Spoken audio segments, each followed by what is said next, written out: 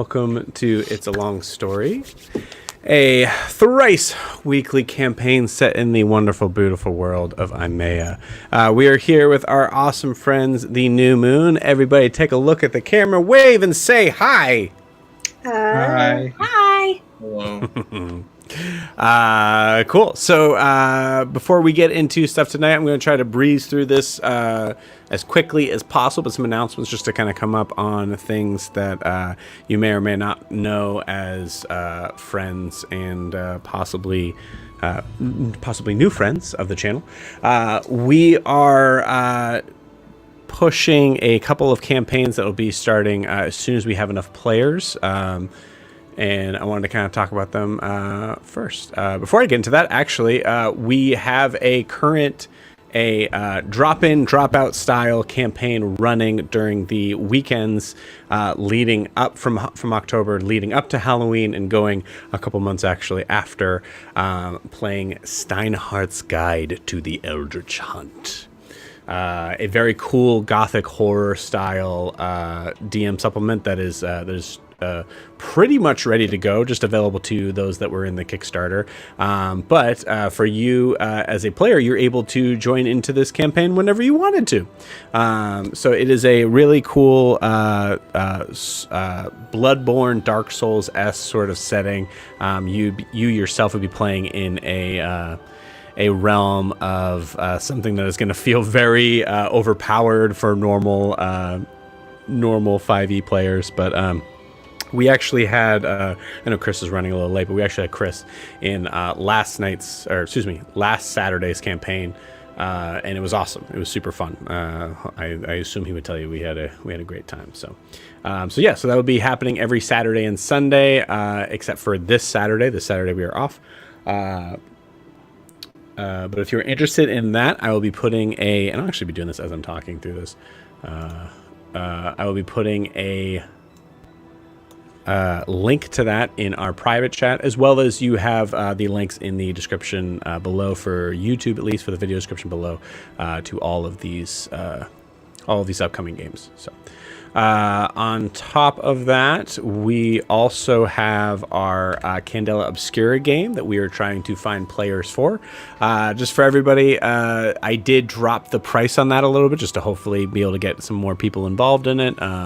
We currently only have one for sure player, so waiting to get at least two more so we can kind of get started running that. But if you're not familiar with Candela Obscura, it is a new game that has been made by Darrington Press, so the makers of Critical Role. A very cool cosmic horror style game set in a very the way that we have it, we have our own homebrew setting that is called Shadows of the North Shore, that is set in a turn of the century 1901 setting in North Shore, Massachusetts, gleaming into the very interesting and crazy horrific type of lore that is actually holds some precedence there. Some of them are based on real lore stuff. But yeah, a super easy game to learn if you're interested in like anything that is similar to like a Call of Cthulhu, like survival based, extremely introspective and very high RP style game. Please feel free to check that out. We'll put the link again in the private chat as well as in our video description. So I'm putting in the Eldritch Hunt thing now, and then Shadows of the North Shore as well. And on top of that, the last thing, and I would say in my view, the most important thing, is that we are adding our fourth campaign to Tales of Imea. So the session, if you've never seen this session before, we have three different campaigns set in the same world, the same homebrew world of Imea, happening at the same time. So there is some overlap, some connections. We have some guest stars that kind of come in and out from different sort of players, some NPCs that are designed from other players' backstories. So there's a really kind of cool sort of extended family sort of connection that is just starting to happen now. We still have a couple of people who really don't know what's going. A couple characters to say that really don't know exactly what's going on there, but it's fun. So in that chaos, we wanted to add a fourth campaign. So Tales of Imea, the Isles, is south of South Imea. So going further south than we ever have in our current world, into a place that is just known for now as the Isles. 5 different islands that are designed around a style of gameplay that is going to be more into a still high fantasy, but very like pirate themed, a lot of like nautical sort of stuff, buried treasure, hidden ruins, some historical stuff that dates back further than even Imea itself. So some very fun, exciting things that are in store for that. So if you're interested in playing in that game, again, please feel free to check out the campaign setting in Start Playing. You can always ask me any questions, reaching out in Start Playing or the various social media stuff that we have. Yeah, very excited to get that underway. I think we have 1 player right now that's ready to go on that. We need 2 more before that goes, before that is ready to go. So, and then I will post our social media thing in the loop here. So, awesome. So before we get into tonight, we need to get a recap of where we left off so far. And it has been very, very, very long since I've done this, but I will be doing the recap tonight. There's a lot of complicated stuff that's happened in the background here on in this certain time. As last session, we had a full 4 hours, 3.5 hours, somewhere around there, of just straight combat, as our friends in the New Moon have made their presence known in Griften, for better or worse. They have witnessed the beginnings of what looked to be a witch trial for Den Mother Udris, a woman who has been blamed for events that had transpired 3 months ago, involving an explosion that almost killed an entire family. Our New Moon crew came into Griften from the North Imea realms of the kind of wild lands of North Imea. Came in, saw the craziness of that, and we had one very noble Leonin step in to try to stop the madness. The result of that being a full-on cataclysmic event that was most likely going to happen with or without that altercation, but definitely left a very interesting sort of space as Titian goes down from Den Mother Udris herself, telling him to relax and go to sleep. Meanwhile, during that session, a full-on war broke out from Den Mother Udris, calling on the help from the graveyard surrounding her church of Ostial, the god of bone and resurrection. The undead pulled themselves out of their graves and went to fight and infect the townspeople right in front of New Moon's eyes, as they all collected themselves, tried their best to kind of thwart the threat.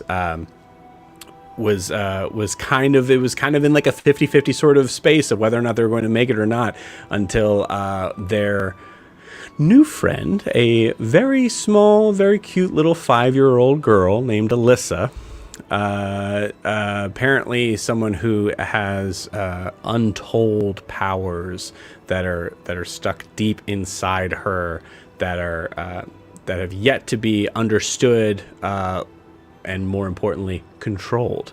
As in that moment, Elissa, trying to help, or at least being stressed out from the whole scene that was in front of her, accidentally called forth something from deep inside her, as she basically exploded a beam of prismatic light from her hands, from her chest, from her eyes, that shot out hitting multiple pieces of hitting the entire, destroying multiple things, including a partial house further off down the road. The gallows themselves were cracked into the gate to the graveyard and the church itself blown to bits, as well as destroying several undead and alive members that got caught in the blast as well.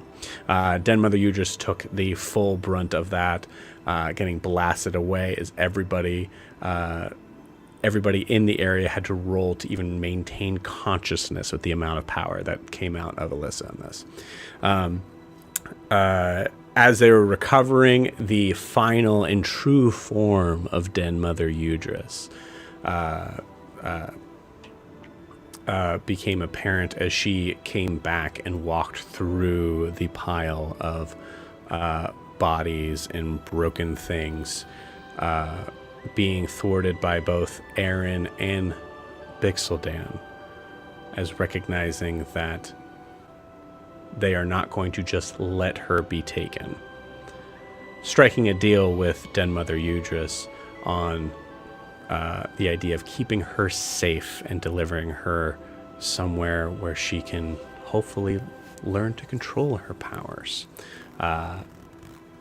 Leaving it in an uncertain ending as far as the reasoning behind what Den Mother Udris is wanting. It was made clear in that moment that Den Mother Udris went through all of this pain and this suffering strictly for Elissa, because Elissa was the one that initially caused this huge explosion 3 to 4 months ago. So we pick up from this moment as we have several people who are hurt, who are just regaining consciousness. There is chaos that is ensuing all around them. And all the while, we're going to start out with looking at the camera, zooming down from chaos. People running all around in every direction. You can hear screams kind of in a far off sort of a far off sort of place. But we are zooming in from the broken gallows as we can see the crossbeam kind of hanging loosely from the side, and we're zooming down from Adim and Grian and Titian. The Leonin laying face up on the ground,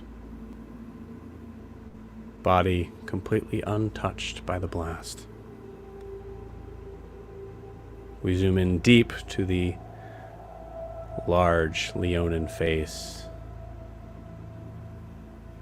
and we fade out.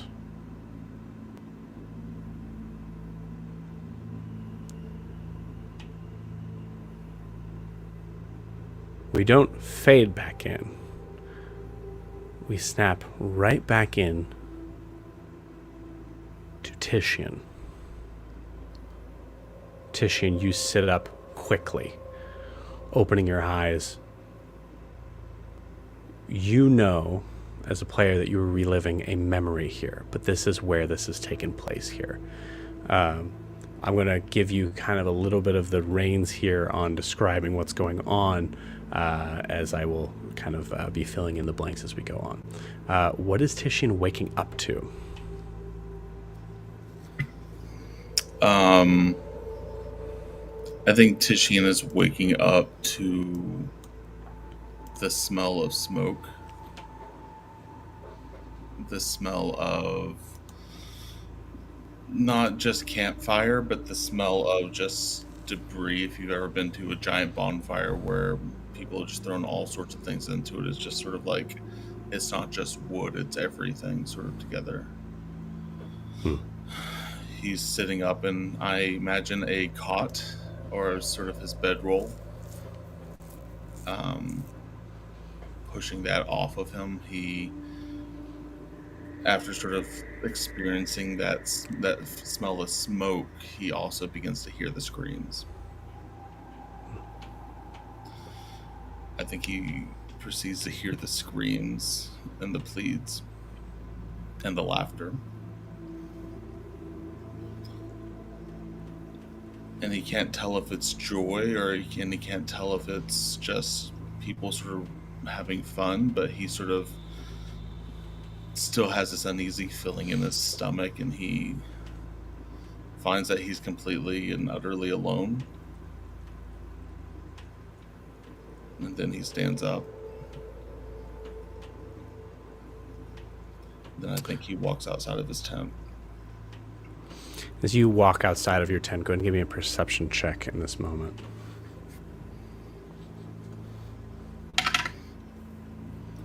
It's an 11. 11. You can hear, with an 11, you can hear the distant sounds of an explosion, massive sounds of magic going back and forth, the sound of iron against iron. With your understanding of battle, you can hear, I think even with an 11, the sound of hardened steel meeting pitchforks and shields mostly carved out of wood. As you hear that thwacking sound. All around you, there seems to be smoke as you can see fires in separate areas. As you look around at the grass that seems like itself laid flat against the scene that is to your right. Directly to your right, you see what may be, you may yourself be in the eye of the storm of what's happening here. As you look over to your right, and you'll see it also to your left, but specifically looking to your right, you see Leonin brethren attacking members of this town, this village, in a place that would seem like, for a second, Titian, that you may be under attack, until you see the look on your brethren's faces. Please tell me what you do next. I continue to walk forward into this. I imagine the city has dirt, sort of a dirt center where we set up camp. But grass all around. I'm in utter disbelief, and I first sort of grab at my sword, ready to join my brothers in battle. I go rushing forward, and then I see the pitchfork that is held in the air. Mm-hmm. And I see it's a 65-year-old man. Just trying to protect his home, as Leonin are making sport of him. You feel a sharp pain in the back of your head as you feel something has connected with the back of you. You turn around, sword drawn, held up, as you see a woman, dark tan skin, seemingly human, but with a look in her eye that clearly has almost a feral sort of quality to it. You see her teeth are bared as she is holding what looks to be the end of a broomstick and has slammed it over your head. You don't even take any damage from this, but you raise your sword in natural response, seeing this, as you see another figure come running in, run her through on their sword. Push her off as you see a figure looking up at you. Do we recognize this figure? Your call. Yeah. I believe this figure to be Brer. Primarch. Okay. Primarch or Primask? Primask, sorry. Primask. That's okay. You see Brer kind of like run her through, slam it into the ground, pull the sword out, and wipe it clean on his jacket. Looking, he goes, "You all right?"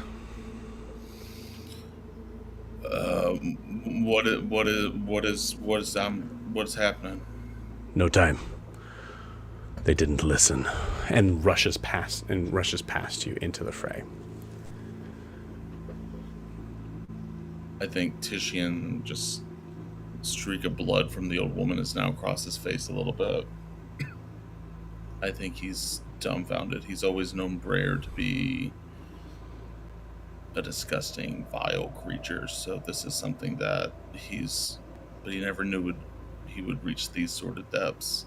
I think Titian immediately starts looking for his own commander. I think he starts looking to find somebody that he can ask what's going on, and possibly, more importantly, how can we stop this? Is Treyarch your commander? Yeah. Okay. As you go to look, go ahead and give me either a survival or, give me a survival check. Oh, that's a nat 20. Okay. With a nat 20, you hear the sounds of screaming and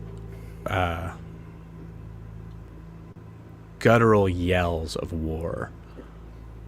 They're very different than your own sounds as Leonin. They seem desperate, brave, unwavering at times, but knowing that they're losing.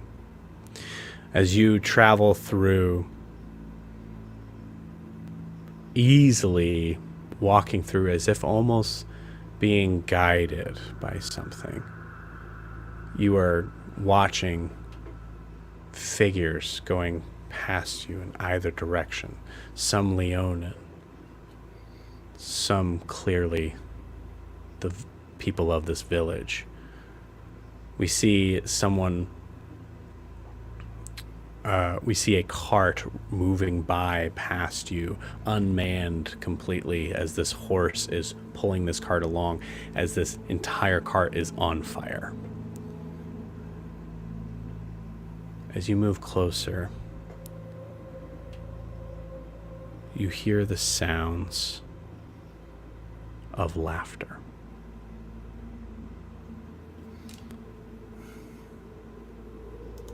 They're far off.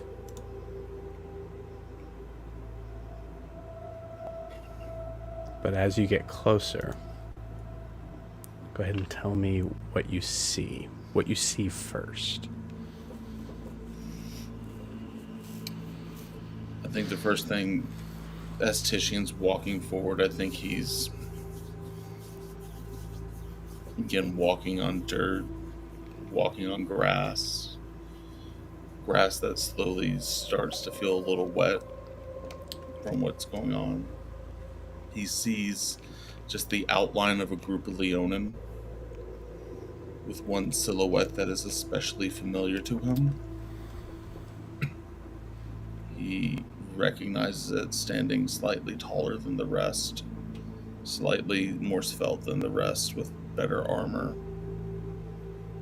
He's holding court, not in the way of like a judge, but in the way of like someone who's entertaining somebody, like a friend's party or something of that nature. He's laughing, he's engaging, and the rest of the Leonin around him are following suit, laughing and poking and prodding. As Titian continues to walk forward, he, I think, gets a better glimpse at the scene in front of him.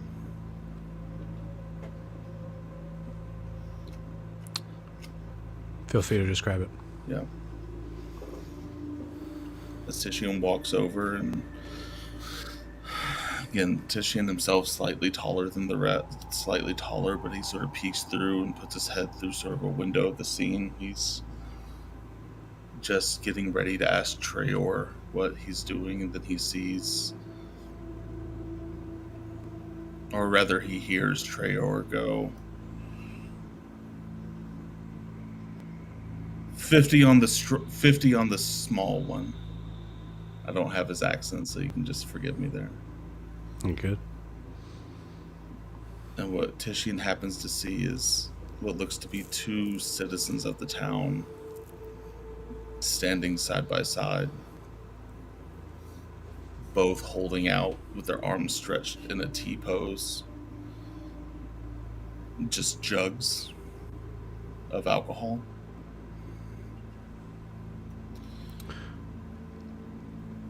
As you survey this, you see the figures themselves seem to be young. Most likely prisoners of war, both male. You can see various sort of signs of the beginnings of facial hair. You notice that one seems to have teeth that seem to show a little bit more canine-like than their partner. Both seemingly human, kind of in a like a darker sort of sun-kissed skin. You see one start to stumble, the taller one, and you see him knock into the smaller one slightly as the smaller one drops to one knee. At this, you hear Trayor go, "What's the matter, boy? Can't you stand? Can't you stand? Can't you stand? Can't you stand? Can't you stand?" That sound comes back, but in a different voice. Can't you stand? Can't you stand? Can't you stand? Can't you stand? Can't you stand? Adim is standing over your body, holding an arm out and asking you, "Can you stand?" As you snap back to reality. Ianthe, you're first. As we are looking at this scene, there is, as I said before, chaos. You see screams. You are just coming from the interaction you had with Den Mother Uders, who is nowhere to be seen. There are guards that are that they themselves seem to be confused, yelling at citizens to get away from the bodies of their loved ones that have been contorted into these zombies. Those that are looking about for their loved one that seems to not be there. They are trying to maintain calmness, but you see one of them is looking in the direction of you and Bixaldan and Elissa. What are you doing during this time? I'm sorry, I missed. Who's looking at me? Is it an undead person or a townsperson? All the undead seem to have passed. It is a guard that has started Right. to walk in your direction, and you're like, this is happening right where we left off from last session too. So Right. the time is kind of like picking back up as you can hear shouts of this guard approaching you, but you can't make out what they're saying. Okay. I think I'm going to look at Aaron, and I'm gonna say, meet us by the cot. We'll all meet together. And I'm gonna grab Elissa by the arm and kind of drag her. I'll carry her if I have to.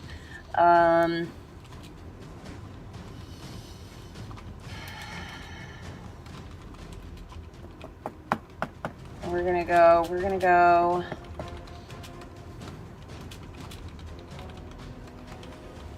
to. I think we're going to start making our way to the well. Okay, you got it. Directly behind you, you grab Elissa, and obviously, Bixaldan will be following suit here on this. So both of you, are you grabbing Elissa and running? Is that what you were doing? Yeah. You got it. Cool. Assuming, and Chris can correct me, but I'm assuming Bixaldan will just follow. Yeah, I think that's fair. Bixaldan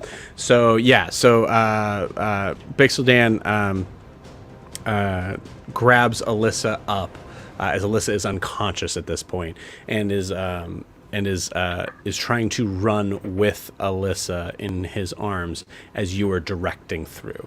As the speed is coming back up, you hear stop from the guard as you are running out past, but you are pushing yourself away from other crowd members who are now coming in to see what happened. You're able to maneuver yourself out of line of sight, we'll say. I'm just going to pretend I didn't hear him and hope that the chaos is plausible enough that I wouldn't have heard him.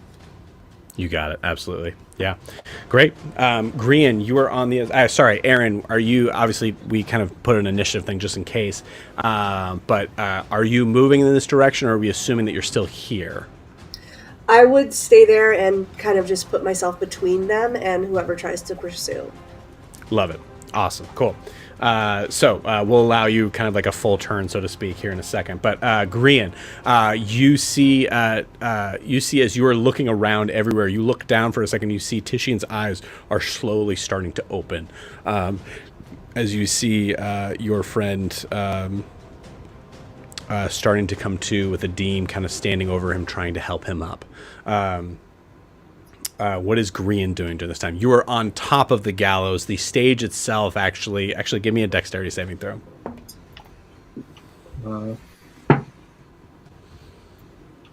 It's going to be a 21. Are you flying? No, but that was actually, if we're coming right back into it, I should still have my wings. So... Awesome. Okay, great. Yeah. Let's say with the 21 and flight, you see this at this point the stage is missing one like foundational part of its entire side, as you see it seem to like and it comes to the side as you see everyone start to at least slide down. You are able to kind of avoid any of the multiple bodies of guards who were on the stage of his gallows. As you see that start to happen, yes, what would you like to do? We've got to get out of here. This thing's about to collapse. And it's like, Tishian, you're awake? Tishian, you can respond. What's going on? Big fight. We got to get out of here, and Green's probably like off of the platform, like just barely off of it as it's like starting to tilt, and grabbing Tishian and the Adim to like kind of support them as much as he can. Cool, awesome. So we'll say offering help action in regards of like trying to make sure everybody kind of stays up on that. Yeah. I love that. Cool. We've got to get out of here. We got to go. Tishian, you're only hearing maybe like half of these words. You're still kind of coming a little bit in and out of it. And Adim, there's a possibility that you're also hearing half these words, as this is being shouted at you from the shouts and from everything else that is going on. You hear a lot of screams here from citizens as well as guards yelling. Tishian, it was a very easy transition coming back into this. You almost feel, I think it's up to you, but you almost feel like you're still there. I don't know if you're fully kind of coming to on what is happening right now at all. But yeah, Grian, do you want to do anything else on your turn? I guess my action would be to help them get down. Okay. And then I would just tell both of them to run. And I'll hold my movement to go with them. Okay. Before you do that, I guess I should give you this option. Go ahead and give me a perception check. I don't see shit. I got 7. You got it. Cool. Yeah, you don't see anything. There's still a lot of like smoke and dust and debris. Probably like the stage is like. Yeah, the stage is like collapsed to one side, so you're like seeing everything almost kind of at an angle. I'll say with a 7, you do see Aaron. I think like weapons at the ready, as it seems like she's guarding from a guard that is approaching them. Cool. So yeah, so you said you hold your movement in this. Yeah, that's totally fine. Awesome. I think Adim and Titian are going to go on the same bout, but Titian, you're still kind of a little out of it, so I'm going to say Adim's kind of going first in this. Sure. So Adim, what are you doing? Did he, when Grian said run, was there any direction as to where we should run? Since I'm a little out of it. I mean, was there like a run that way, or was it just get out? I think the idea is saying we need to get out of here. We need to figure out the quickest way to run. So say if you want to use your perception to sort of feel out like what would be the easiest way to get out of here. I'd like to do that, so I know I'm not running into guards. Let me see. Perception. Oh, a decent roll. 18. 18, fantastic. Yeah, with an 18, you see. First off, there's not a lot of guards here, as you are coming to and recognizing that most of them are out and around your feet. As you see, like I'd say, with an 18, you see that there are more guards that are kind of coming off from the House of Nobles in the distance in the far south. So you know that's probably not a good idea. You know directly west of where you are currently is the area to kind of go back up to like the farmland. You know the farmland is probably a pretty easy place to hide. There's a lot of like corn and things like that. You got, I think, yeah, because you joined Grian from where you were.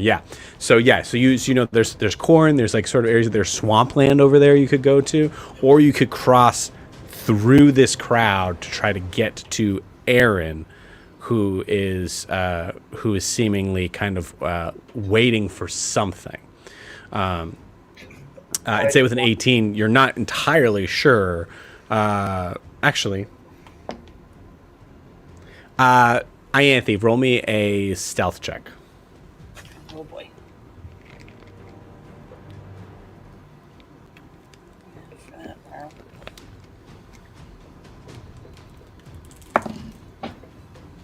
$15.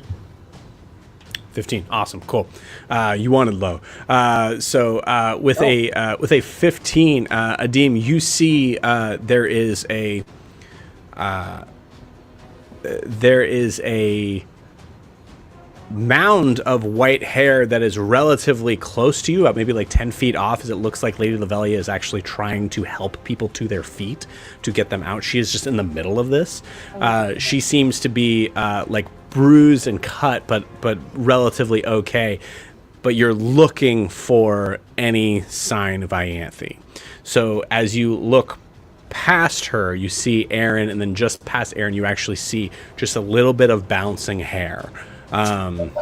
Moving past the crowd, looking like it was going in the direction of the well. But that would be through the crowd to control. That'd be through the crowd, which is there's not, like I said, there's not a lot of guards here. It's going to be more of the idea of getting through the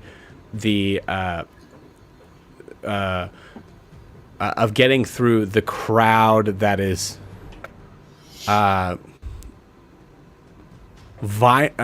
I wouldn't say they're violent, but they are almost mad with concern, distress.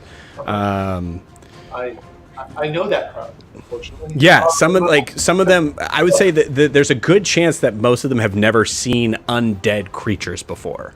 So I'm going to try and do two things. One, guide, apparently from my understanding of the description, the thing that we're standing on is kind of slanted, so we're sliding down a bit. Help guide Titian down, since he's even less aware of his concerns than I am. Can I use that structure to kind of, and I'm going to just guide him towards the farm now. He doesn't know where he's going. I'm like, this way, big guy. Like, just grab him by his shoulder, or his, I guess, maybe his elbow, given his height, and just be like, go this way. And as I'm running by, since the scaffold is broken, all the hell, can I retrieve my trident relatively easily? Great question, actually.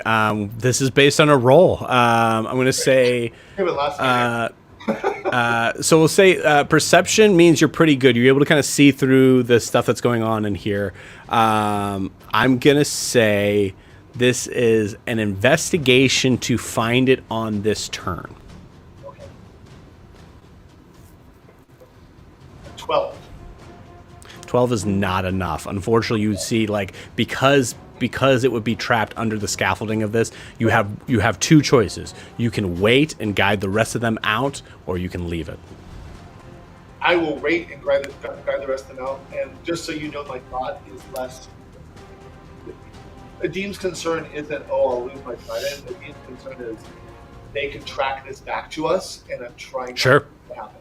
So the trident is BS. I mean, like, I like it, but I'll get another one. It's more like I can't leave this behind. Right. So I kind of grabbed Tishan's elbow, pushed him towards where Grian was, if he was going that direction. If not, I just pushed him towards the farmland and say, hide. Cool.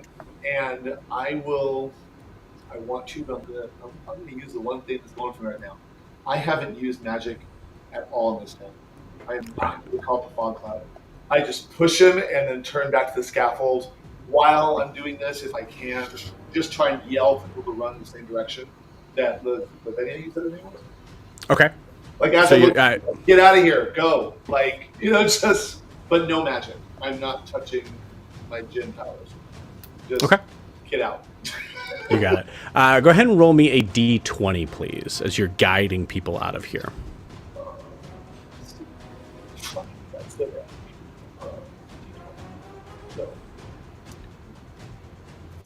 my favorite number of this die, I swear, 6. 6? Okay. That's all right.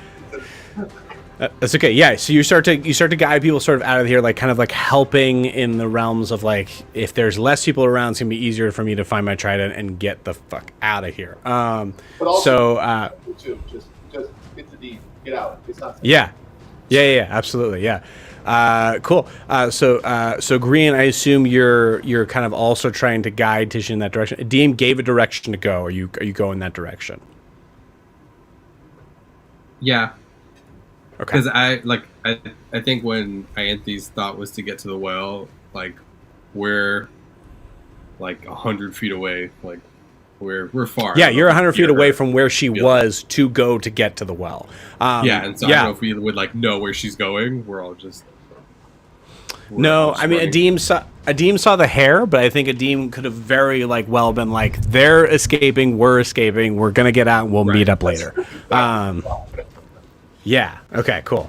So as you are rushing out, Tishian, it is your turn. I would say give me a wisdom saving throw first.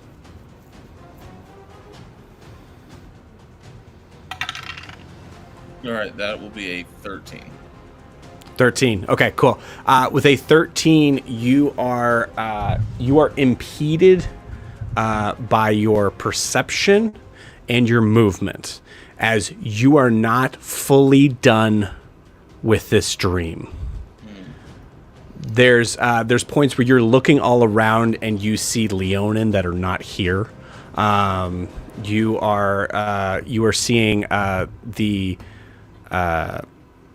I think the guards that are that are close to you, their metal seems to be Hassamalian, as opposed to from Griften. You see the figures of the undead on the ground look like some of the dead bodies that you had seen from this scene. So your perception and your movement is impeded in this. What do you think Tishian does in this moment? How many guards are there? Like, how many guards does Tishian see right now? I'm going to say whatever the number is, you're not sure, right? Sure. Because of the movement there on that. So I will say you can roll if you would like, but I will say it might not matter. It's your call. Okay. I think I'm not gonna. Yeah, I won't waste time on rolling then, because I think it'll all be the same. Titian. I imagine Titian sort of rolls off the stage and immediately into the dirt, face down.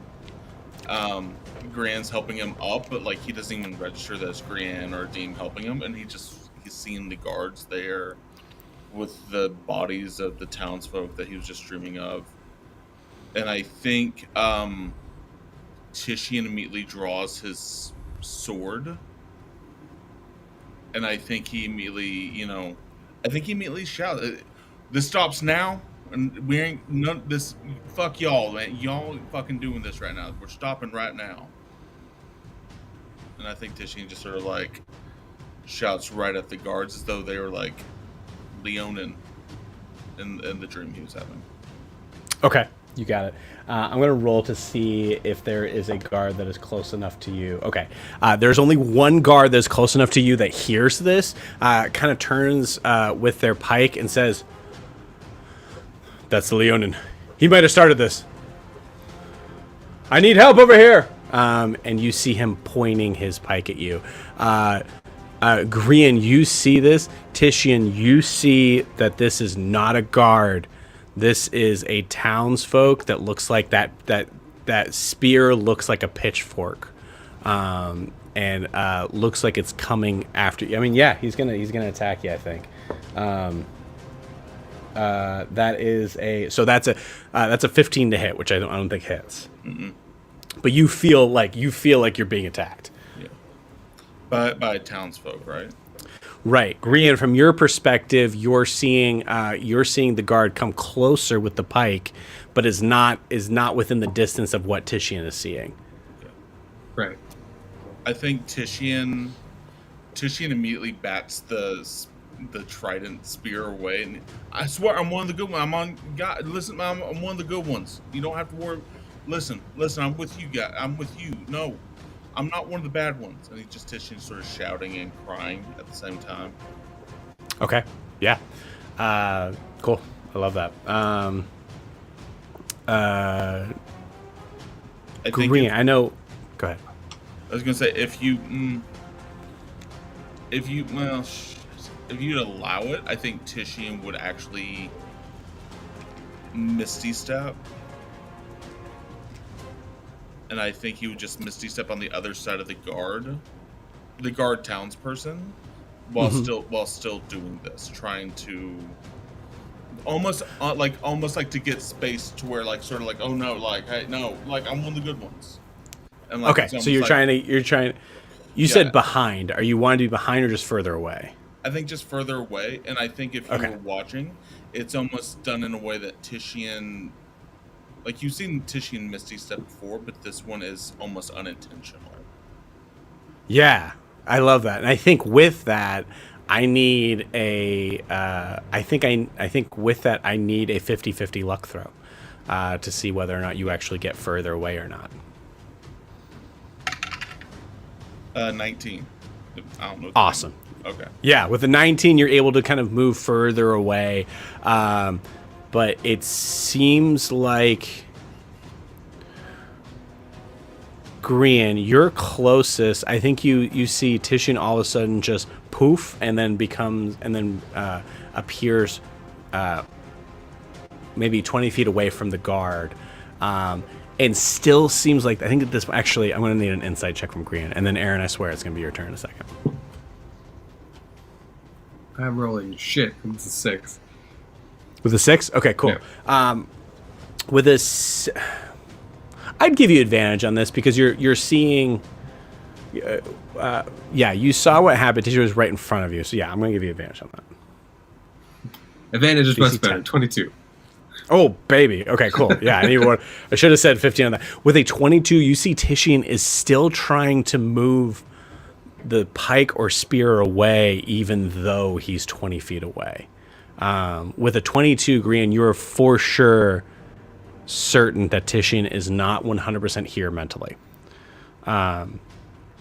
So with that, Grian, do you make your movement to kind of run to Titian?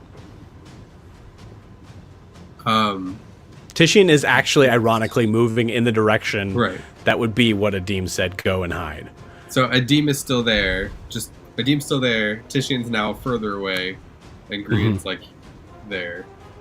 Okay. Yes. Yeah. Green's gonna do something stupid and just be like, Adim, you need to come with us. I did not revive that amazing 8-pack for you to stand here and die again. And he'll just he'll just like fly up off the ground and zoom towards Titian. Oh, okay. You're just saying that. Okay. Yeah, I thought you were he's gonna like grapple Adim in this moment to go. That's still so good. Yeah. Okay. Cool. You give a very just a very specific word of warning to Adim, and you fly off. You fly in the direction of where Titian is. Awesome. Aaron, the guard approaches you and is trying to move past you to Ianthe. What do you do? I will try to body block and Okay. see what the reaction is.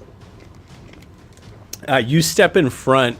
He is just going to shout "move" and is going to try to move past you. Aaron, you're not particularly big. And I would say this guard is probably taller than you. Is he the only one near me? He's the only guard near you. I would say there's a crowd of people. No one is further than 10 feet from you. Okay. Then I'm just gonna pop calm emotions. It's a Okay. 60-foot sphere. And they have to make a charisma saving throw or calm the hell down. Okay. Love that. So that's everyone in that sphere. What's the DC? 16. Okay. And that's charisma, right?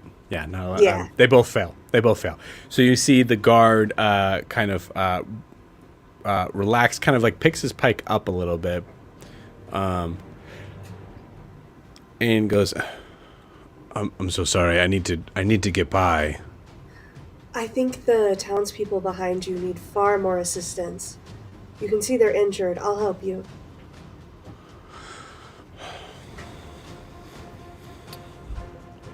Very well. And you see him maneuver over to the other townspeople that also seem to be a little more not necessarily lethargic in their movements, so to speak, but they seem to be. I think what happens here is they just are quieter. I think these screams go to just sobs. As you see them like trying to kind of pick up and like hug each other and try to like, slowly sort of limp off or drag people off, things like that. So that's still happening. The guard you convinced to be able to kind of go back around and try to help out with the other people. I think in actually, go ahead and give me a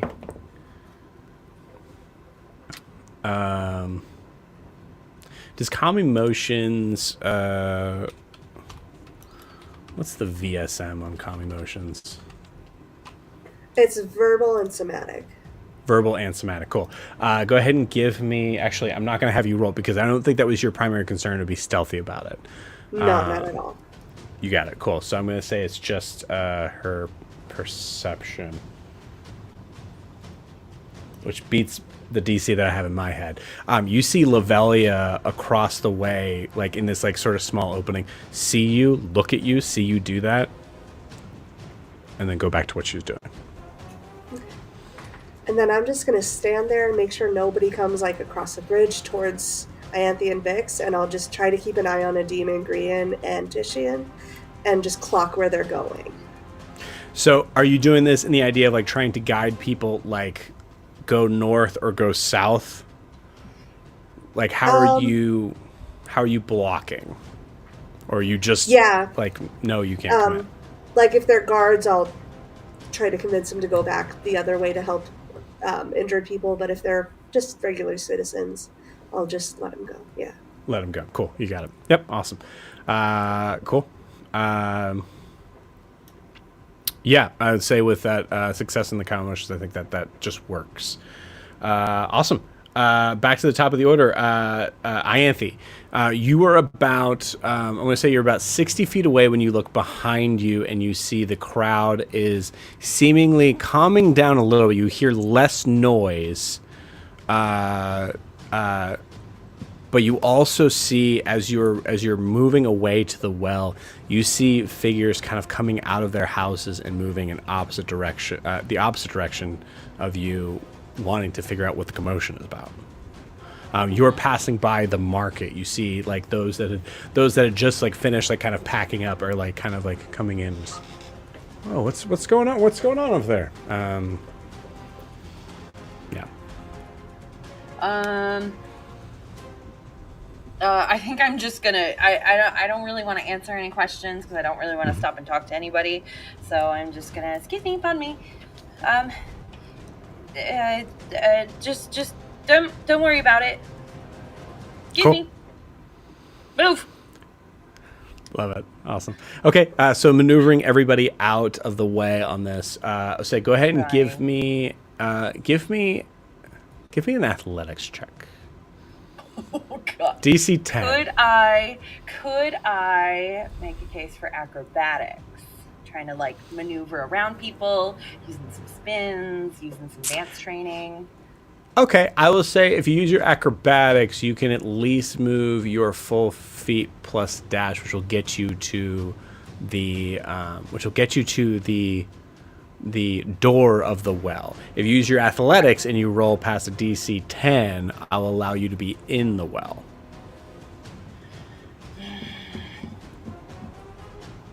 I'm gonna go with acrobatics because it is much better. You got it. +5 versus -1. Awesome.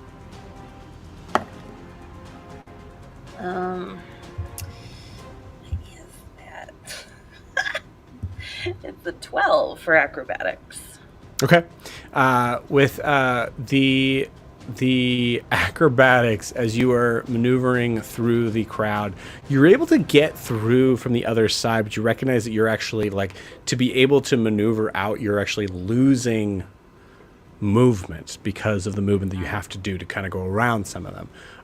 So I will say you're about 20 feet from the door. Okay. That's my full... That's your movement and your action. Okay. That's what I was going to ask. Yeah, that's all. And then I will spend the rest of my 6 seconds thinking about how in the actual fuck I'm going to get this dog out. 'Cause yeah, you guys got a dog in there. I'm trapped. Cool. Awesome.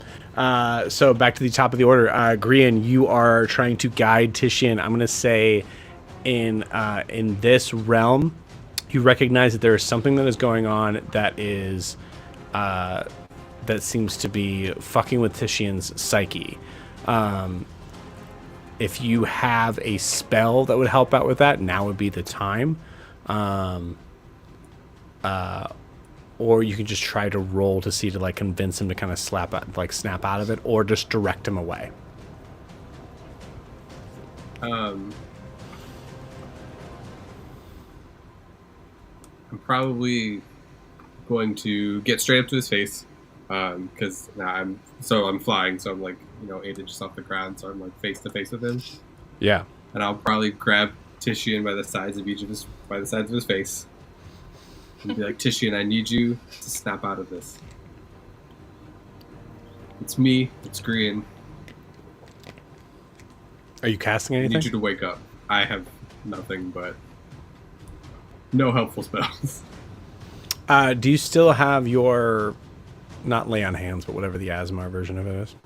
I have what's it called? Healing. I have healing hands and I have healing light, but they're just HP. They're not like effects. Yeah, I get it. I think with the similar to the lay on hands sort of thing to a paladin, if you can reach up to 5 HP, I would allow Titian to have advantage to break this saving throw in here. Okay, yeah, I'll do that. Because it is a D something, right? It's not. It's a dice roll. It's not a. It's a D6. Okay. So I'll burn 2 of them, so I can get this. That's 7. So Good. Yeah. Cool.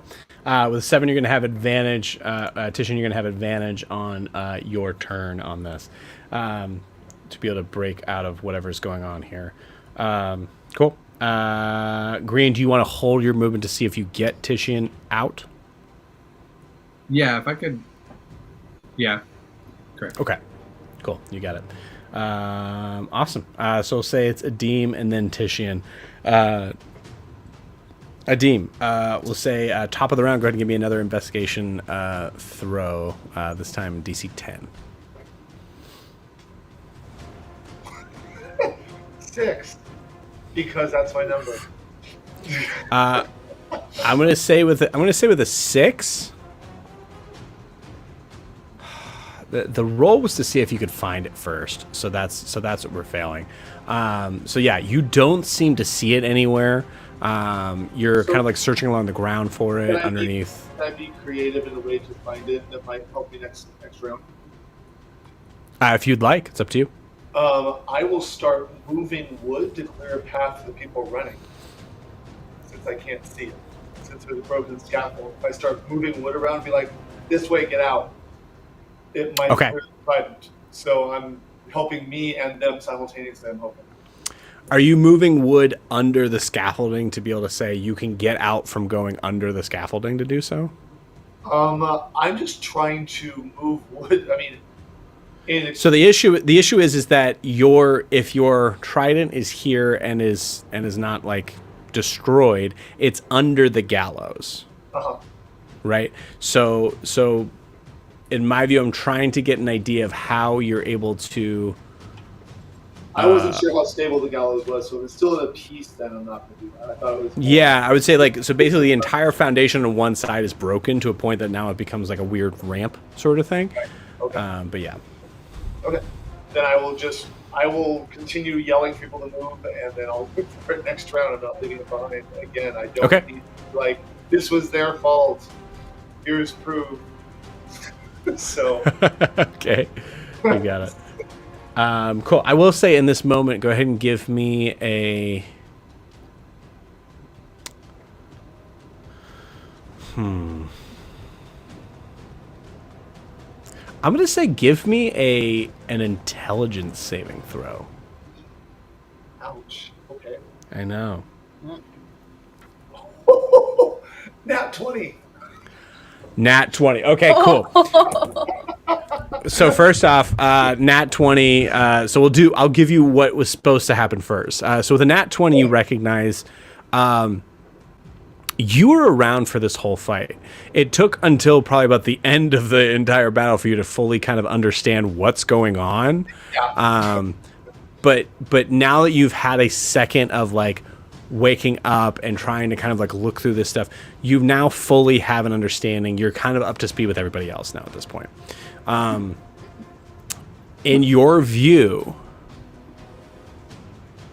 you guys need to get out of here now. Yeah, 1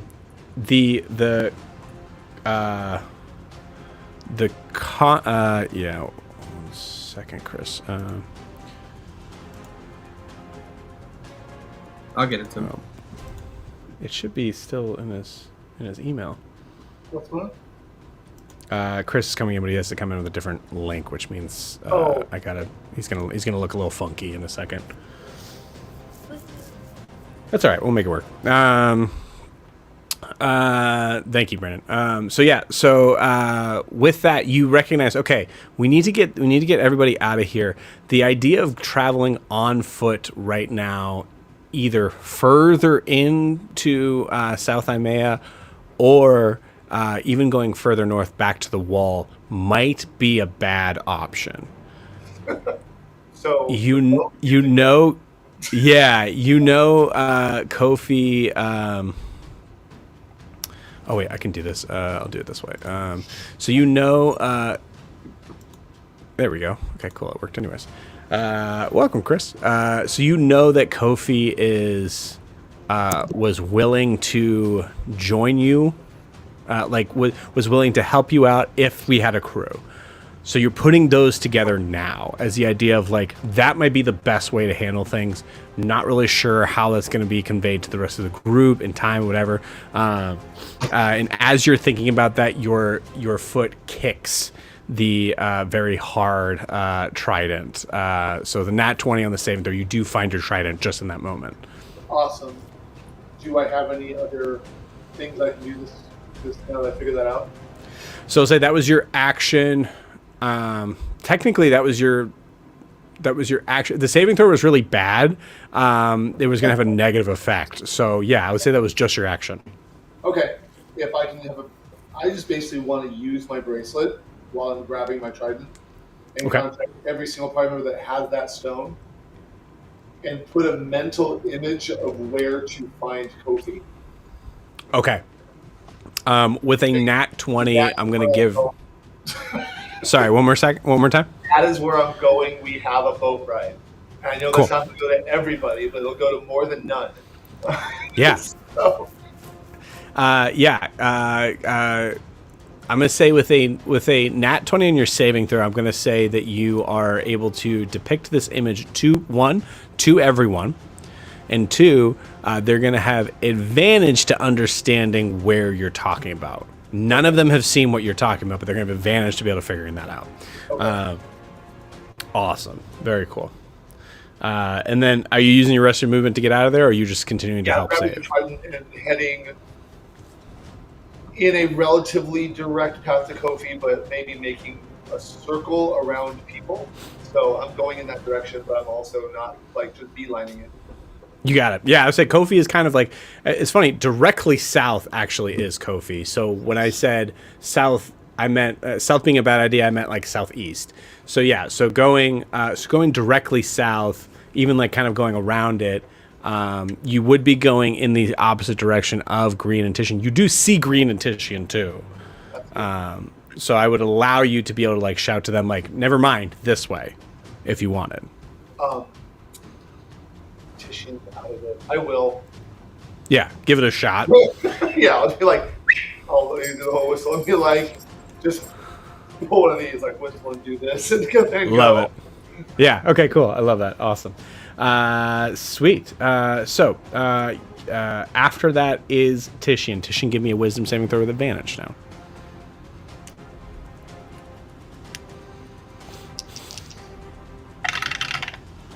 Okay. All right. 27.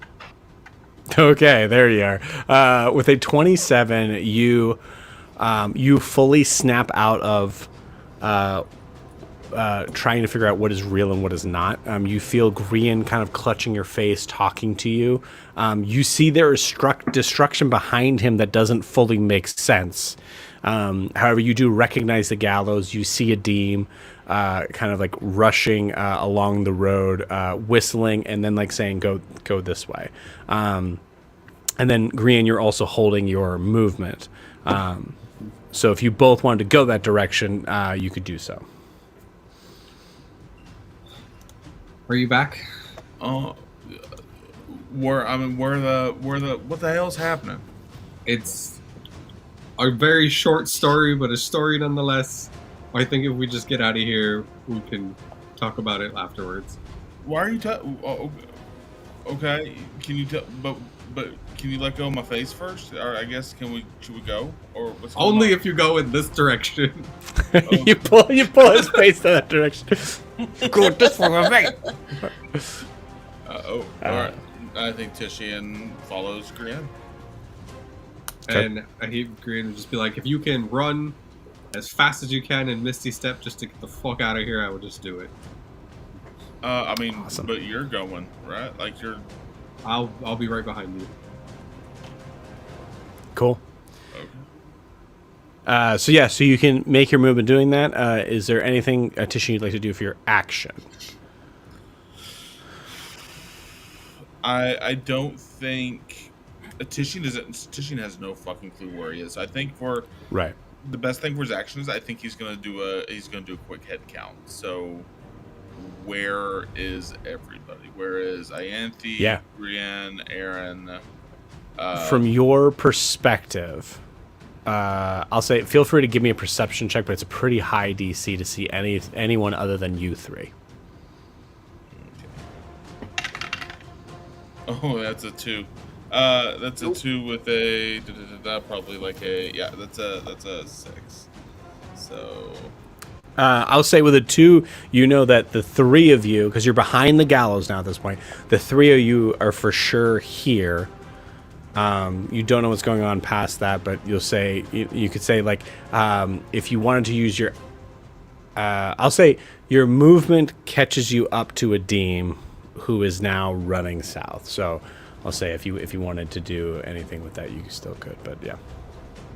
If it deems in a full sprint, and I'm confused, is Grienne running with us, or is Grienne? Yeah, Grienne was holding their movement, trying to get you to come. Yeah. Then I'll run with them, and as I'm running, like, where's the others? Where's the others at? Cool. I have no idea. We're just hold on, y'all. Hold on, fuck. You have no idea where they're at, but you're just running off this field. Fuck. Okay. A Deem We're gave still. us a Deem gave us a vision of a boat.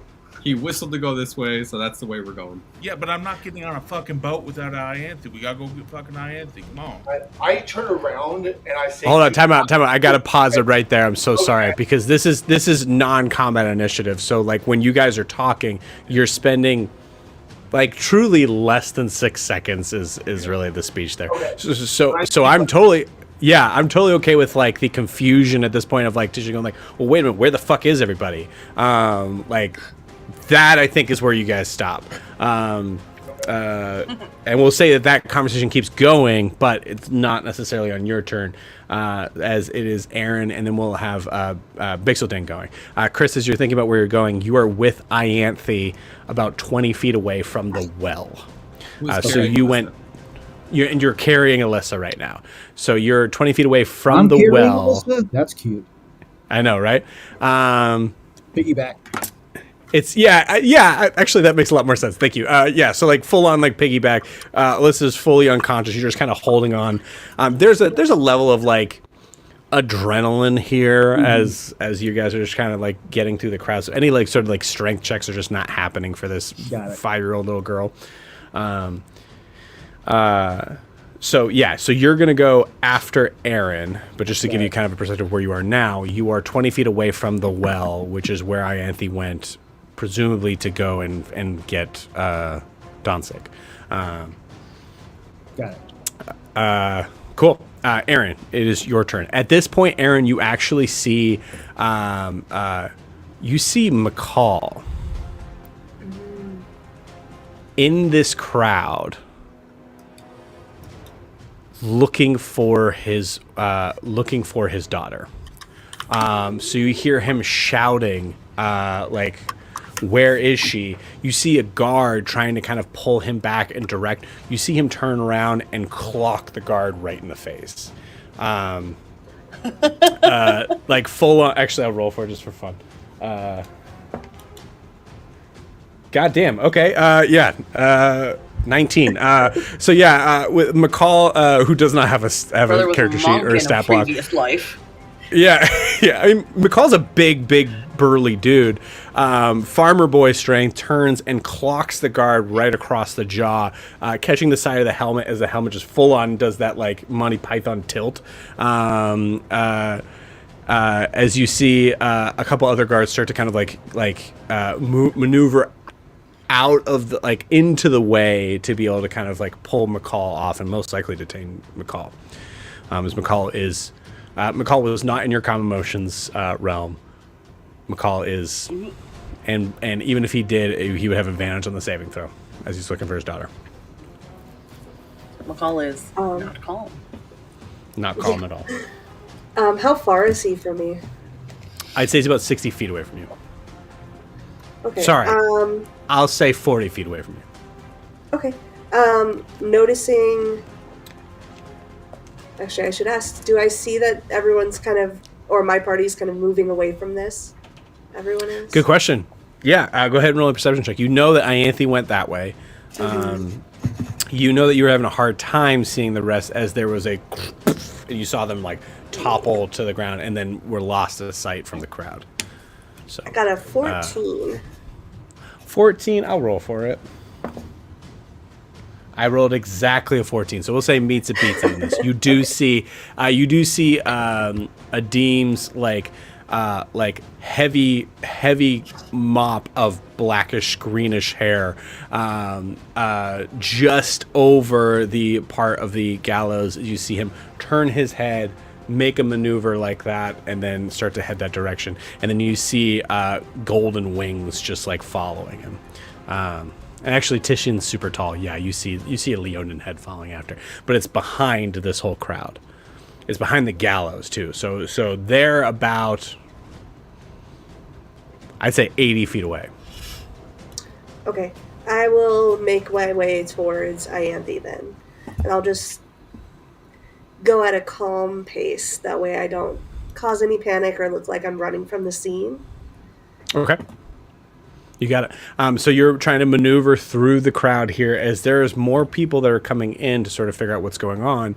And there's not enough guards to hold this crowd back. I want to make that kind of clear. It's chaos because of the lack of guards that are now dead. Marcus is nowhere to be seen, as we saw that he got eviscerated. As you maneuver your way through the crowd, give me an athletics check. Or intimidation, actually, honestly, if you wanted to. I'd be fine with that.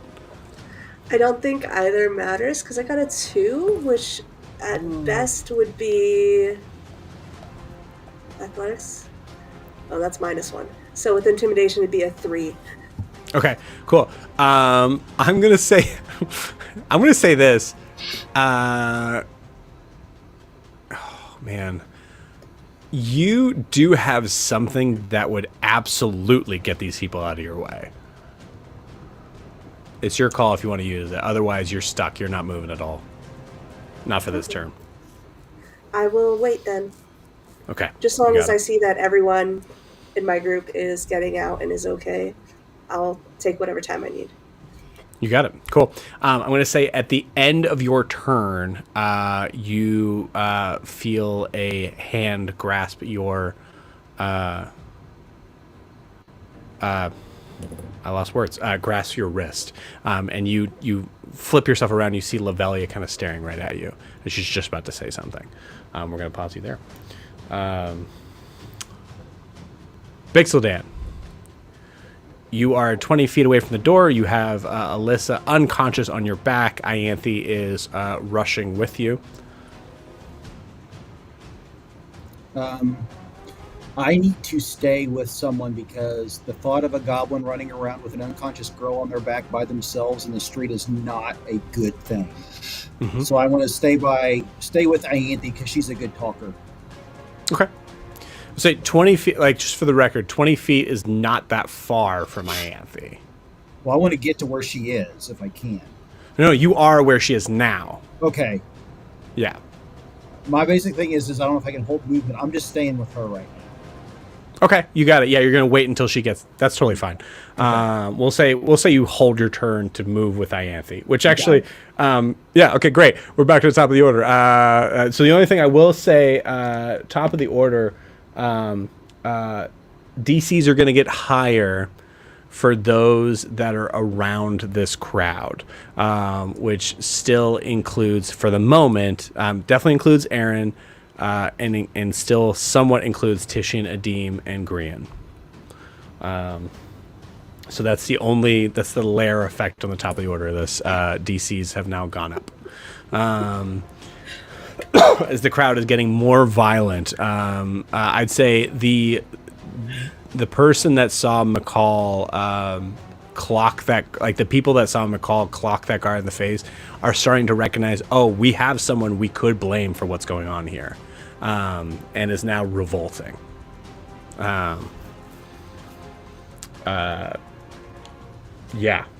Nasty. Back to the top of the round. It's Ianthe, so you guys are kind of working together. Yeah, I want to get into the well. Okay. You get up to the door, you go to like kind of bust through, and you feel the door's locked. But then you're right there. Can Can I act now if I'm staying with her? Yeah. You guys are acting on the same turn, we'll say. Hold her. I think I can probably get in. All right. Take the And then I'll 5. try to pick the lock. Yeah, go ahead and pick the lock. Oh, nice. It's better than my plan of just knocking very loudly. 2 plus 8 is... How do I roll a nat 1? Because I'm good at it. No. Which is a 9, but it's still a nat 1. With a nat 1, you are. I mean, you're rushing, man. Like everything is terrifying. You're a goblin in the middle of civilization that does not seem to care two shits on whether you live or die. So you're trying to open this. At this point, actually, I will roll something on this. Cool. I will say, Chris, roll me. Either roll me a d20 or tell me option A or option B, and I cannot tell you. Just because it gets rid of it. You got it. You got it. Cool. I'll say that is the worst option specifically for you, as you immediately fail the dex save on this as the door bursts open. And you get clocked in the head. You take 8 points of bludgeoning damage. Holy cow! As Talora slams the door open, seeing Ianthe and seeing unconscious Elissa, does not see the goblin on the other side of the door that's been flattened, and goes, "Okay, come on." And you go in and she's gonna slam the door behind you. Wait. As Bixaldan, I hate to this is such a serious scene, but cartoon wise, Bixaldan just peels himself off the wall. This is Vox Machina versus Doors here. Yeah. Yep. Shoos away the birds tweeting around his head. Yeah, she's so she is going to close the door, but Ianthe still technically. Ianthe, is your turn. Bixaldan, you took an action to try to break the door. That's cool. Yeah. Am I able to stop her? Just wait.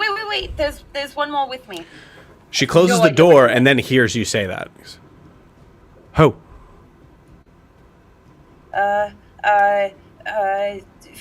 Fezwig. He's disguised as a goblin right now. Ooh, roll me a persuasion check. I'm going to say the DC is up in this case for her as well. Yeah, that's good, though. I like that. You said persuasion? Yep. Or, actually, sorry, no, it has to be deception. You're not telling the truth, so right. That's deception.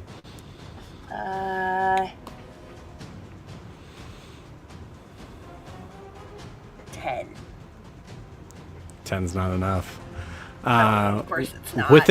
With a 10, she looks at you and she goes, "I don't have time for these fucking games.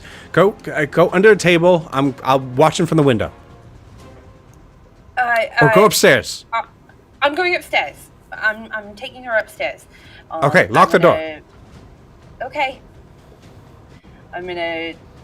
Once I get upstairs, and we can wait, but I'm just gonna send a message to Bixaldan. You got it. Yeah, absolutely. I'll allow it.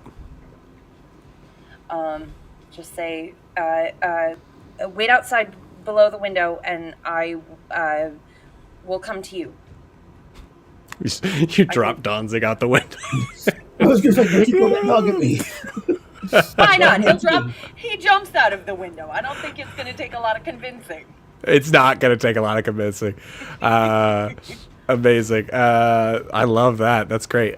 Cool. So I will say, Bixaldan, I will allow you to take the rest of your movement to get around to the other side. I think that's fair. Yeah, that's good. That's good. I'll say that takes your movement and your bonus action, so to speak, because I think that's crazy that you don't have dash. Cool. So you run around to the other side. Ianthe, you run up the stairs. I'm going to say you get to the top of the stairs before anything happens. As you pass by, you see Elmer has come out of the kitchen. Elmer is this like rather short. Because we haven't seen Elmer yet, I don't think. Did we see Elmer? Is Elmer the same person as Ewolf? No. Very different. Okay, then no. Okay. Why did I write them down? Elmer's the cook. So Elmer comes out like a very short, stocky orc. Is holding a giant frying pan in his hand, just past the bar as you're kind of like running upstairs. Great, cool. So Ianthe and Bix, that ends your turn. We are now to Grian. Technically, all three of you guys at this point, but I'll say Grian. It is your turn. You guys can do the stuff in the same turn as you're all kind of with each other. Initiative wise. Can I see where Aaron is at? I'll make a perception check if I have to. Yeah, roll me a perception check. Yeah. Well, you can fly. So say if you want to spend, I'll say if you spend even 5 feet of your movement to go up instead of forward, I'll give you advantage on this roll. Yeah, I want to get to Aaron. You got it. So I'll roll. And perception would be dirty 20. Okay. Yeah, you got it. You see Aaron. You see Aaron is in the midst of possibly like about to have a conversation with Lady Lavelia. Okay. Because I want to be able to just say like, look at them and be like, get to the boat. I don't want to be able to make it to Aaron. Yeah, I mean, you could. I'll say if you want to. Yeah, you see Aaron, you can definitely take your. You guys are pretty far away. To do so would be a dash action. That's fine. Unless you're flying. What is your flying speed? 30. Same as movement. So. Yeah, so it'd be you have to take your. But yeah, okay, cool.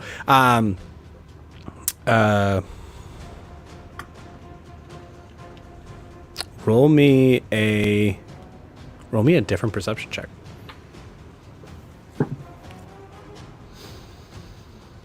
$11. You do not hear what Lady Lavelia has said to Aaron. You see Lady Lavelia lets go of her hand. Let's go of her Totally wrist. Okay.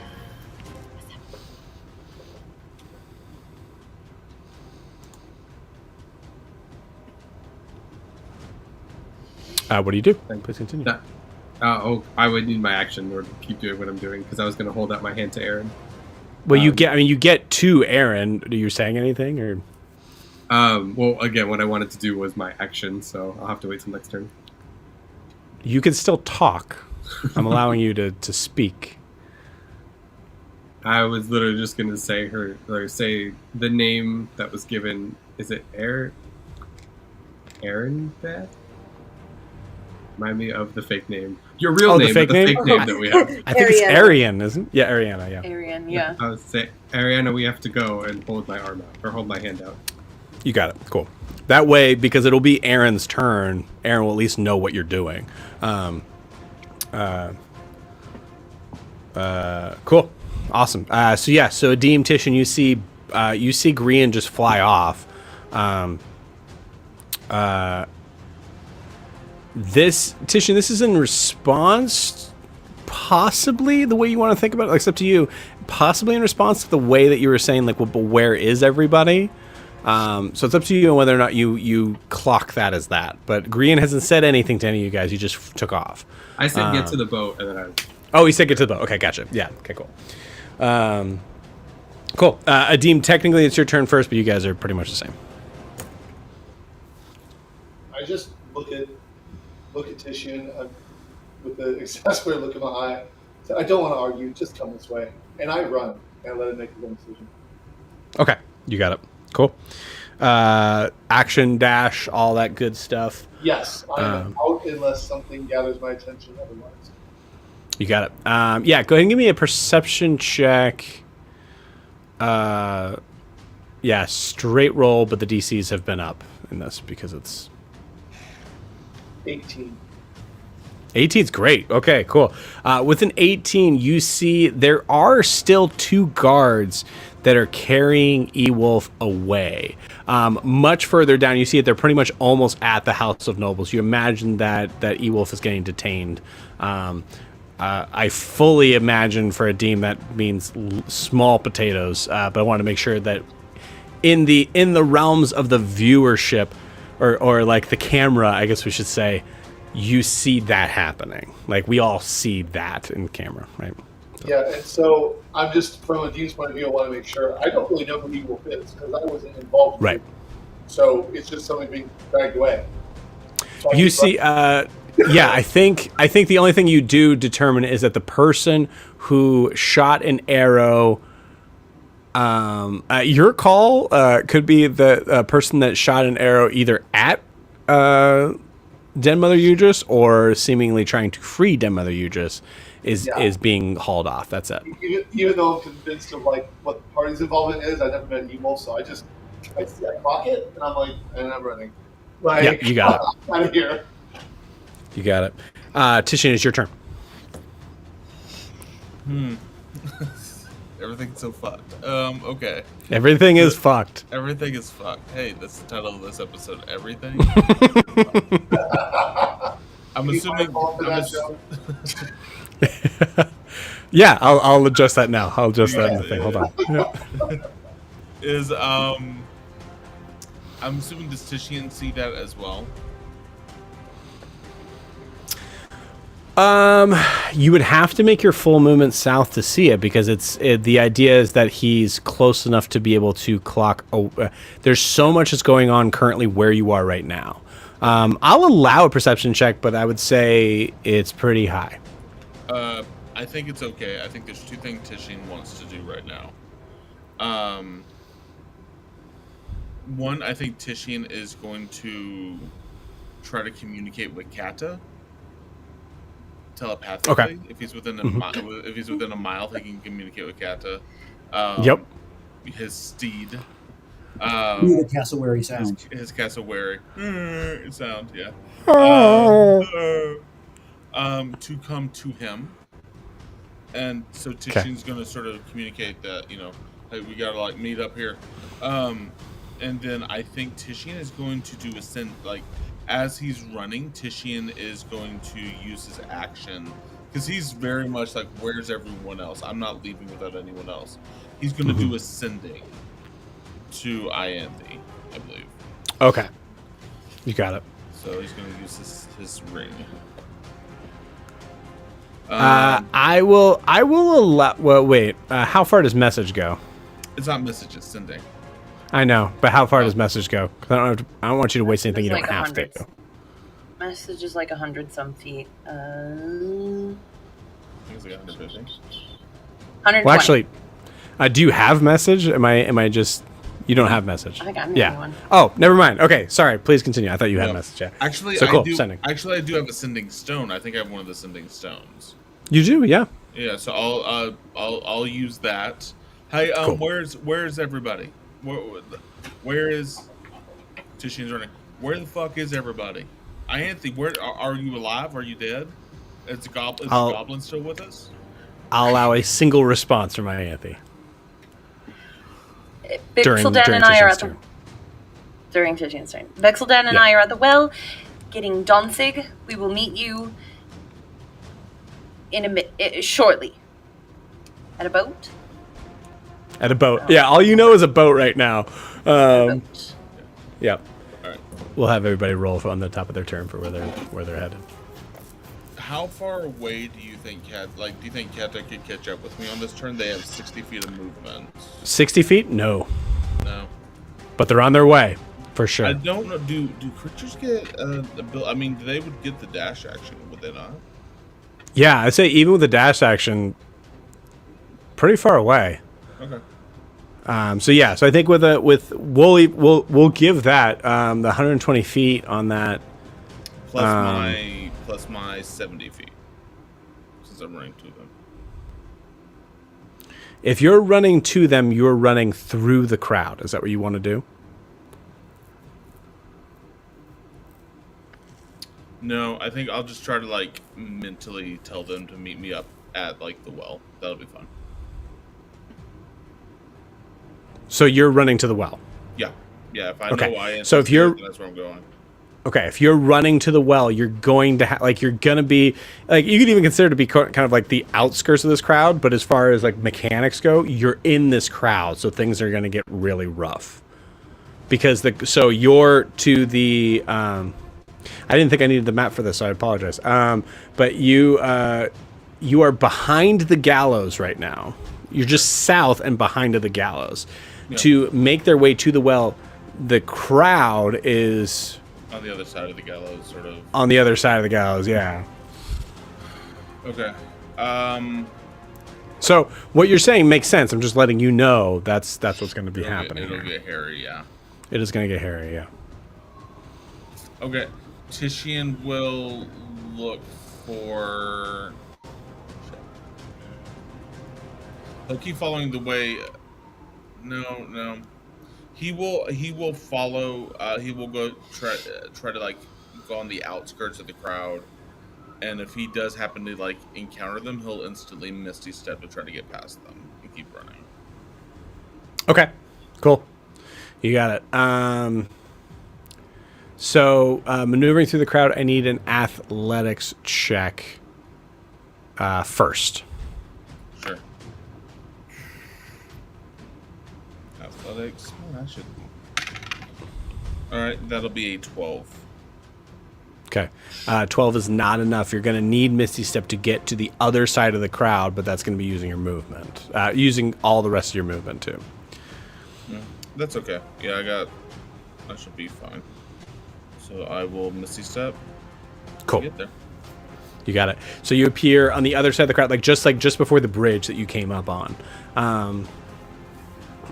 Cool. You look back around and you see clearly Aaron. You see Lavelia, hand kind of outstretched, maneuvered away from the crowd towards one of the guards, who is now putting like who's putting his shield up over her and guiding her back to the House of Nobles. Okay, cool. So I believe that is Aaron's turn now. Ease.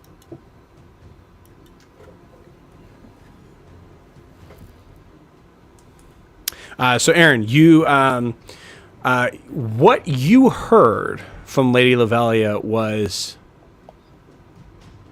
I know it wasn't you.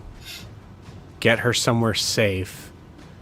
And when she grabbed your wrist, you can feel that tucked within your like oh, help me out, bracer, is a note.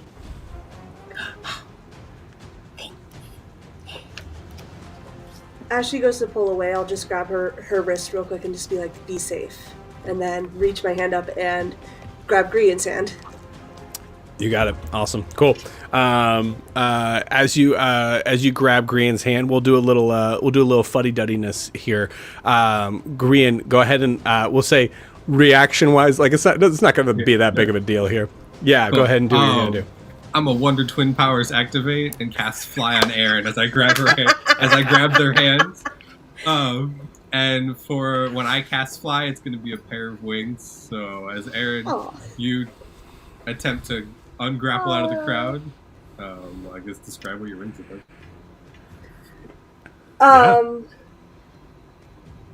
I imagine coming from Grian's energy, they're like full white, like feathered wings, like super beautiful, kind of snowy white wings.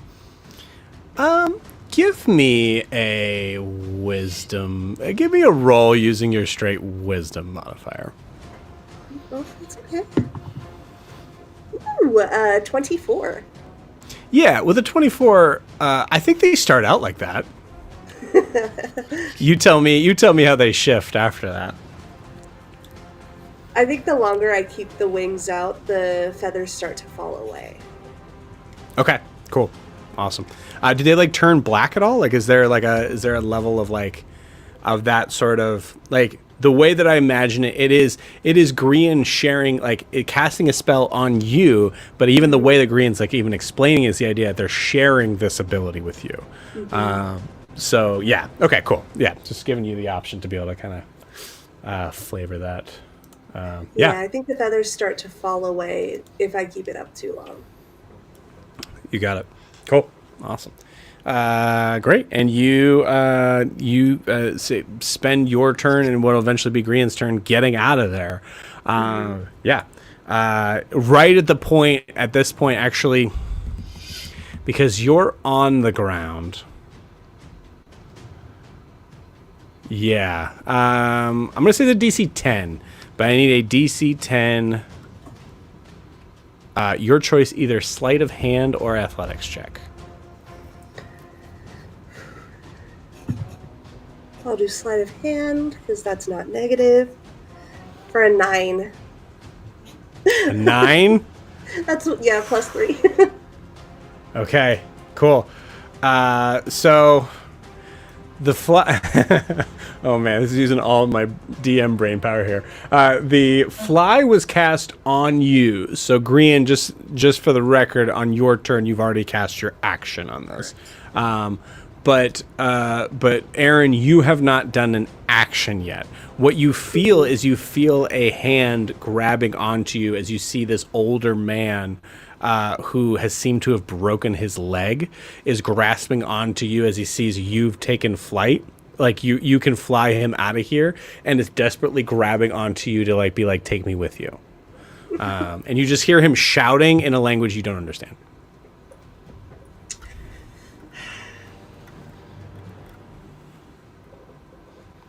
Am I making this real enough for you guys? The the terror of a mob.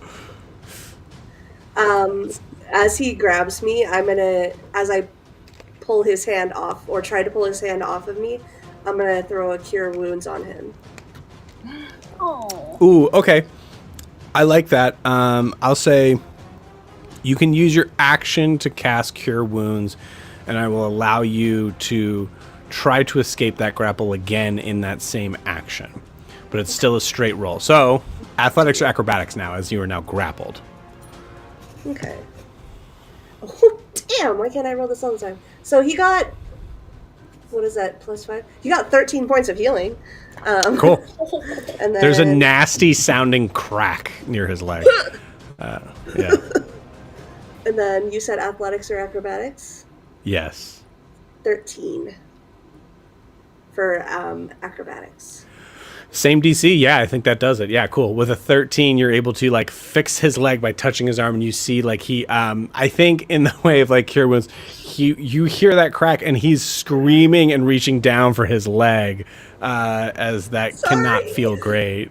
Yeah, but is letting go of you as you're able to take flight and go off. Whew, baby, wow. Cool. Aaron, anything else on your turn? No, I will hold my movement until Grian starts to move and just follow wherever, because I'm not in the mental loop. Yeah, you got it. I'll say before it's okay. Yeah, before it's Bixaldan's turn, because you guys are now flying, so I imagine you have a little vertical space here. I'd like both of you to roll perception checks for me.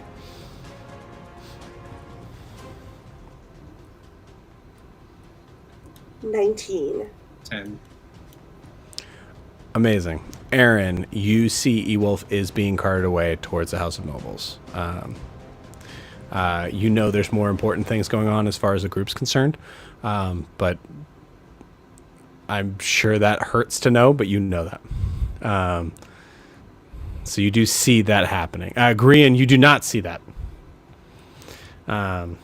I will look at Grian and say, I'll catch up with you later, and start to move towards him. Why do we have a group of such good people? Grian, the angelic-looking being, going, "Why the fuck are you guys so good?" Flying up. That's amazing. So I'll do cool. my full movement all the way over. I think it's 60 feet with fly. Yeah, I'll say if you're splitting directions here, 60 feet at the at the beginning of your next turn, using your movement, so say like another 30 feet or so, whatever you have on there, you'll get there. Okay. But yeah, so you'll still need to make your movement on your next turn. So great. Bixaldan. I'm going to get under the window where I'm supposed to be and try to just kind of hide and wait. So basically, I'm going to ready an action for catching whatever gets thrown out that window. But I'm going to bonus action hide. God, please don't catch it. Ianthe, it's your turn. We'll see you guys are kind of together on these turns. We're tandem here.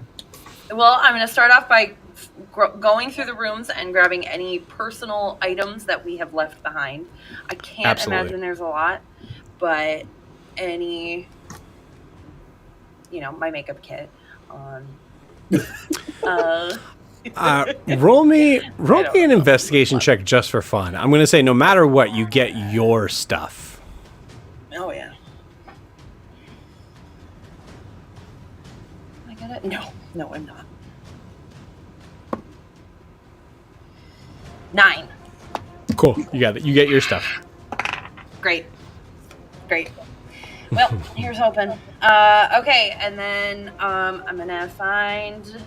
Well, I don't have to look very hard to find Danzig. Mm-hmm. Yep. You hear, like, as soon as you're even approaching the door, you just hear the... Go in. And you hear scratching that now at this point is, like, you can hear that, like, he's halfway through the door, like, claw-wise. Like, you know what I mean? Like, it's, yeah. I will open the door carefully so he doesn't get out. Okay. Hey! I think I'm going to have you roll all together on this, so go ahead and tell me what you're trying to do. Just... There is no need for that. Calm down. I haven't interacted much with Danzig, and I'm not... No, you haven't. I'm aware.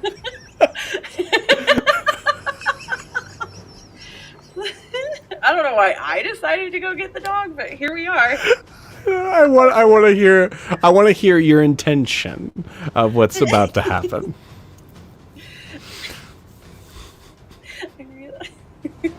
I feel like she's trying to barter with, like, trying to talk to him like he's an adult human. Now listen, we're gonna go out the window. I need you to stay by Bixaldan. Don't go running off. We're gonna go find everyone and we're going to leave. I don't have a way to disguise you, so you have to be chill. I think I have nothing. Before you roll, because I'm obviously going to make you roll animal handling on this. Before you roll, I think what's happening is you're not cool right now. You're like listen, like you need and the dog who is now roughly the same, like if Danzig stood up, he would be taller than Ianthe. So you see Danzig like sits and like kind of cocks his heads, looking in your sorry man, looking in your direction as you roll your animal handling check, please. Oh my god, all of them are so bad tonight. I think I add +1. Mm-hmm. I believe in you. So you guys didn't need inspiration, huh? Just kidding. I think I still have some from a couple weeks ago because I don't think it's been 24 hours. If it hasn't been 24 hours, you can use it. Yeah. We're gonna assume I'm gonna need it. This is my birthday inspiration. Oh yeah, no, never mind. Then you have it. The natural 20. Oh, baby. Ianthe, you can choose whether or not you know this. Because I think it'd be really funny that Ianthe doesn't know this, but it's your call. Ianthe, you can tell Danzig to do whatever you want for the remainder of Danzig being with you. for the rest of the campaign. For the rest of forever. For the rest of forever, as you see Danzig's ears, all three of them go back, and you see him kind of like just bring himself down. Amazing. Very good. Very good. Great. Okay. Okay. Let's go.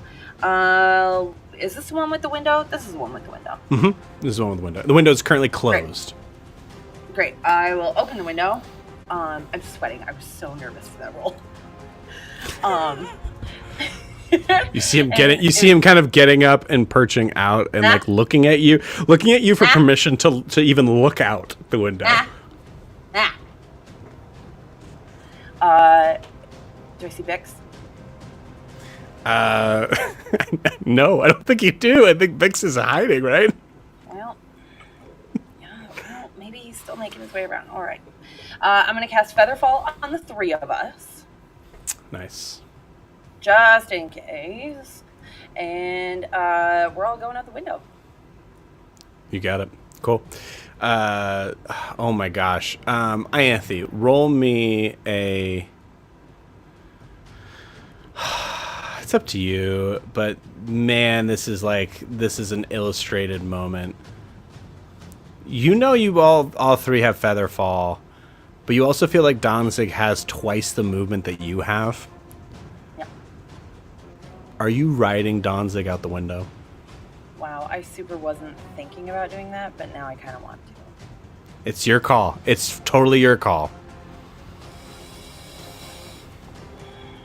You can even roll for yourself if you want. No, I don't think I'm going to. Okay. No, I don't think I'm going to. You got it. Cool. Awesome. You see Danzig just kind of leap out the window. No, I won't ride him out, but maybe I'll jump on him when we get down there. I'm thinking maybe if I can ride him and make people think he's a horse, if we go fast enough, they'll be like, "That was a weird looking horse."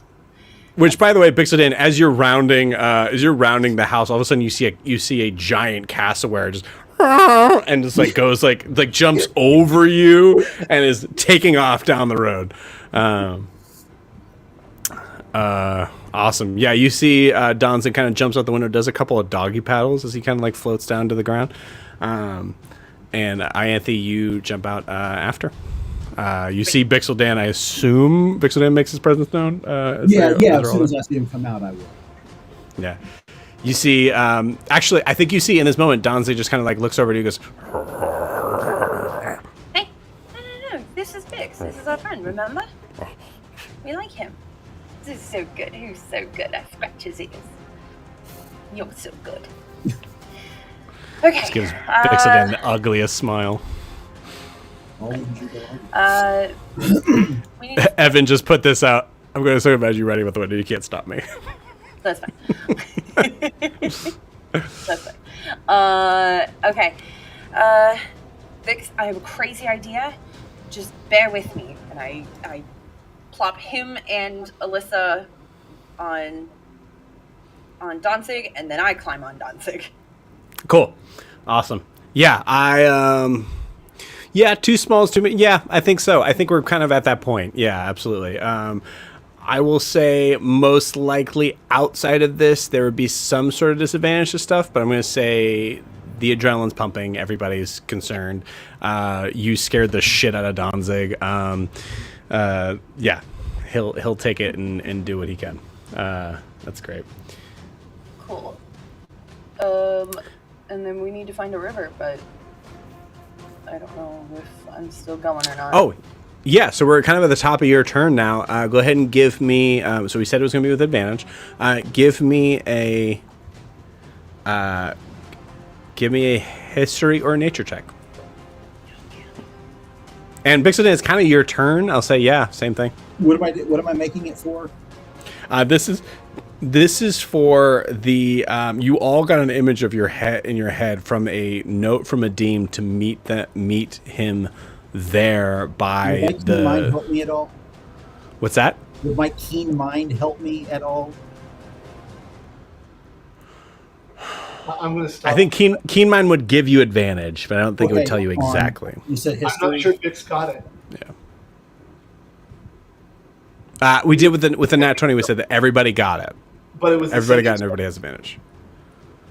Bix doesn't have a sending stone. Bix No, does not I have a don't. sending stone. That's right. Only the 4 of us, yeah. Thank you. That's Okay. true. I did what I could. I had a 22. Eh. I'm sorry. I mean, I even could explain like there's a boat. I don't think that's a. I mean, I I was think gonna the- say if I was gonna ask if I could give him the help action because I guarantee he's better at this than I am.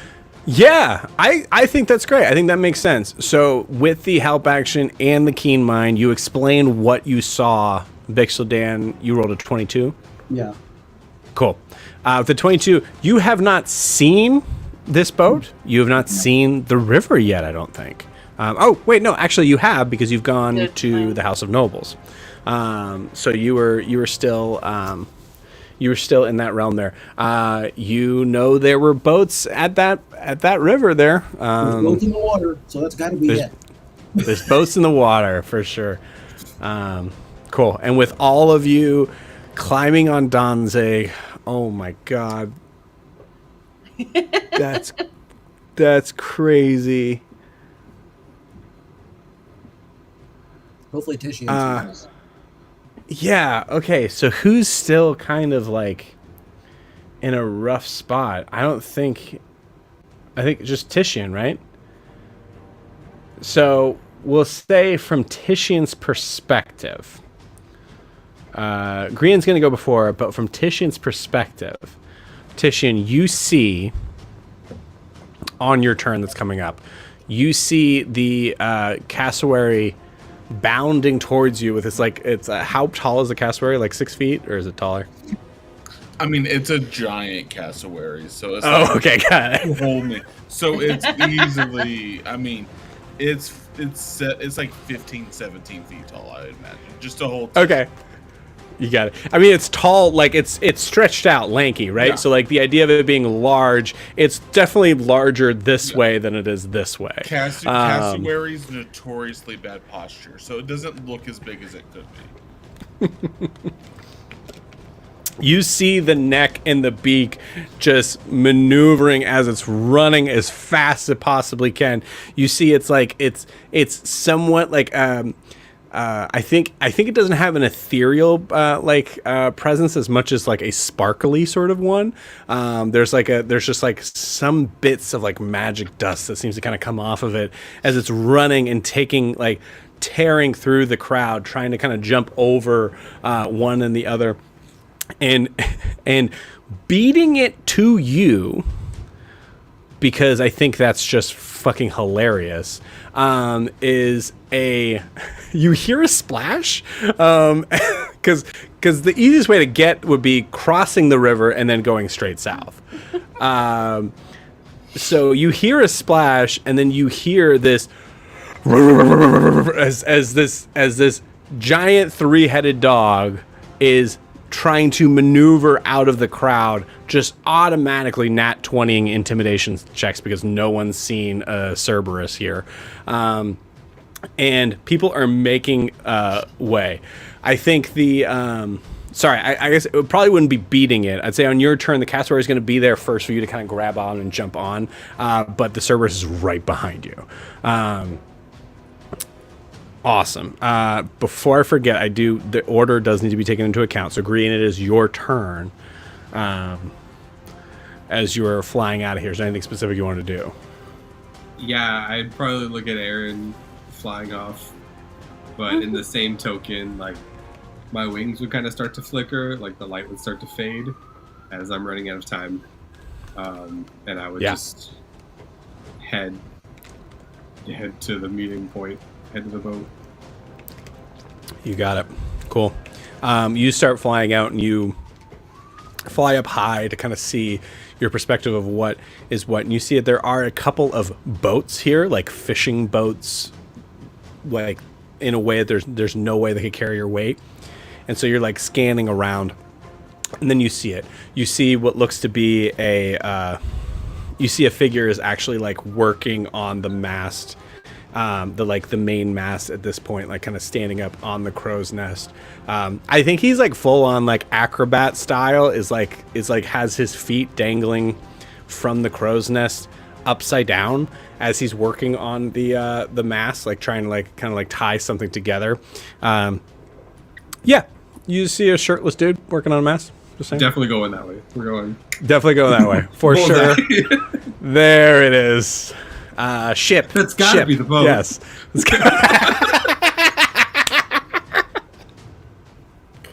God, I hope that's the boat. You zoom off in that direction. Oh my gosh, that's great. Quite a large mast is getting together. We're going. Yes. You and Adim are going to get there essentially pretty much at the same time with your movement speed on that. Awesome. Cool. Aaron, if my math is correct, no, Titian. So Titian, you are on the cassowary. You see Ianthe. Bixaldan in goblin form. And an unconscious. How are you securing Elissa, by the way? I'm probably behind her, just holding on to her. Just like, yeah, it's like kind of like a little like sandwich. She's riding a motorcycle and I'm behind her.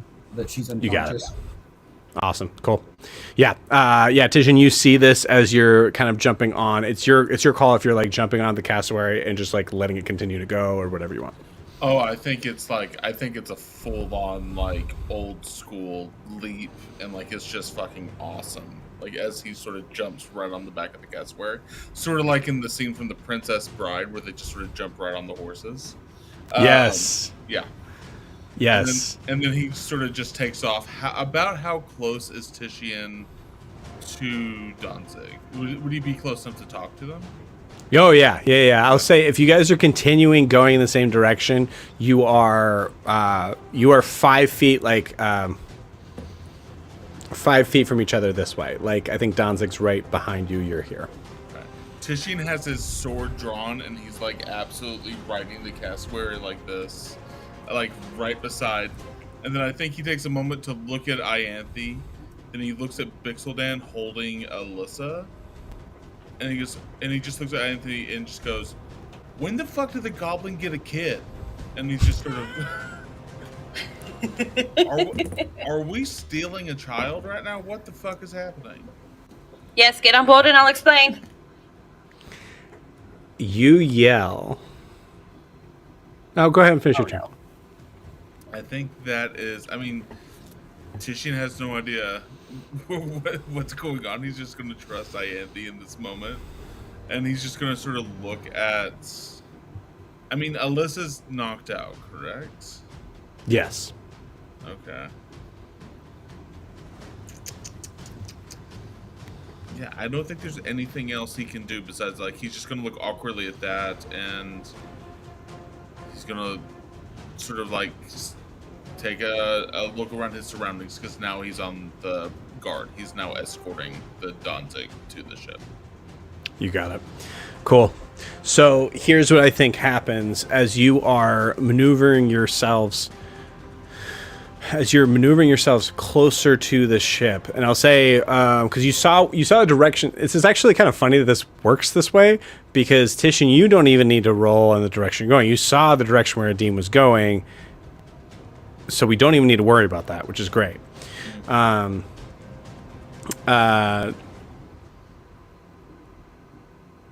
As you are both running off, you can still hear the sort of like the shouts and the clanks, whatever, and you see McCall, who is being held back by not one but two guards.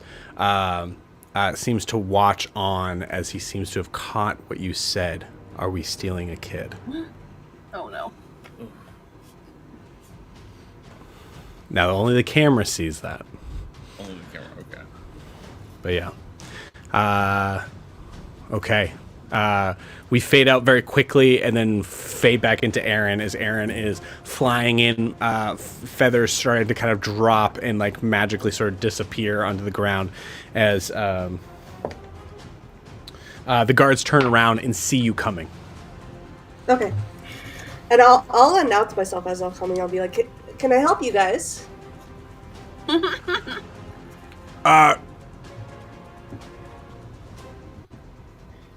No, and they, I think one of them's gonna do. Ooh, jeez. I think that works. Hold on. Yeah, that just works. Ewolf is stronger than this, but it makes sense in the story. You see the guard look at I don't think one of us can take this flying creature coming towards us. So the guard looks at Ewolf, who's being held. Ewolf is not particularly strong looking. You see the guard kind of look and take his steel gauntlet and slam it into Ewolf's face. Ewolf falls unconscious immediately. They both turn and face you. That's enough of that. I will land and do the thing. Do the thing? What thing are you my doing? Actual wings. Okay. Get them Oh, to hell yeah. Leave Eowulf alone. Have you seen Aaron's wings yet? No. Oh. That's fucking cool. That actually works because technically fly is concentration, and I'm about to hit the ground hard, so that'll work. I think you still have fly. I think you just magically fly with these wings now. Purpose. I don't think it's your call, but because you're not holding concentration, Green is. Well, no, but Green's about to hit the ground and lose it. Green's about to lose his fly. His fly is not the same as what he gave to you. No, yeah. Because he cast fly on you. He flies because it's an Asmar stuff. Mm-hmm. So, but whatever you want to do is totally fine. Cool. Yeah. What am I rolling? Charisma. Oh, it's so low. A DC of 12 charisma. No. Or else they become frightened. What's your spell save DC? My spell save is 16. I mean, why am I asking you guys? I can do what I want. Yeah, 16. I think that makes sense. Okay. You said charisma? Yes. Charisma. Okay, great. Cool. One of them definitely fails with a natural 4. The other one rolled a natural 17, but I already marked that they have negative in charisma. So we'll say that. I mean, I think that makes sense. It's 15. They're not very charismatic guards. Yeah, you see them full on, both terrified. Please tell me what this. Please describe what emerges out of your back. So I think as I'm landing and kind of my, I guess, feature is overtaking Green's spell.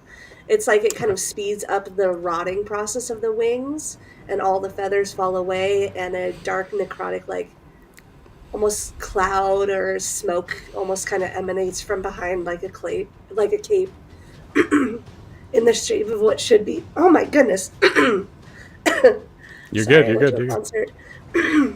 In the shape of what should be wings. Okay. Yeah. You got it. Cool. You see them drop their. I think the one that rolled a 4 drops his spear and then gets on his knees and just starts praying. It's hard to hear what god he's praying to. There's a possibility that he's just trying to kind of go through the whole pantheon just to make sure. And you see the other one just kind of looks at his friend, just drops his spear and says, "We can look like we ran," and he just takes off towards the House of Nobles. Yeah. You see the other one. The other one is not moving. He's closing his eyes. He's yeah. I'll kneel down and get inches from his face and just say, "Run." Yes, 100%. You see him just open it. I see you with the black eyes. Just I'm sorry, I still forgot to change that banner. I'm just realizing that now. But you see the black eyes just kind of completely gloss over, and you see him and just gets up and just starts taking off running. leaves his spear. And if you'll allow, I will give him or give Airwolf another cure wounds to bring him back up to consciousness, hopefully, and then I'll summon my raven and tell it to find the others. You got it.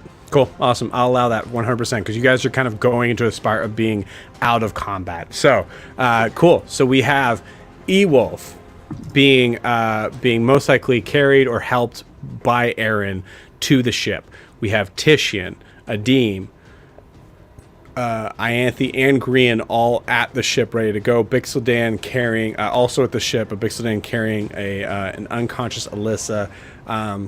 We'll before we cut to break here, we'll allow Adim to be the first one to kind of come up. And Adim, you see Kofi is hanging upside down, working on the mast. Doesn't seem to see you. I think you're muted. Oh no. I was just finding the unmute button. And as I'm running, I yell permission to come aboard. Oh, yeah. What? And then sees the crowd behind you coming. Okay, coming right down, and you see him just kind of start to kind of like come down as you all start to approach to come on board. And with that, we will go to our 10-minute break. Holy cow, gang! Amazing. We'll see you guys in 10 minutes.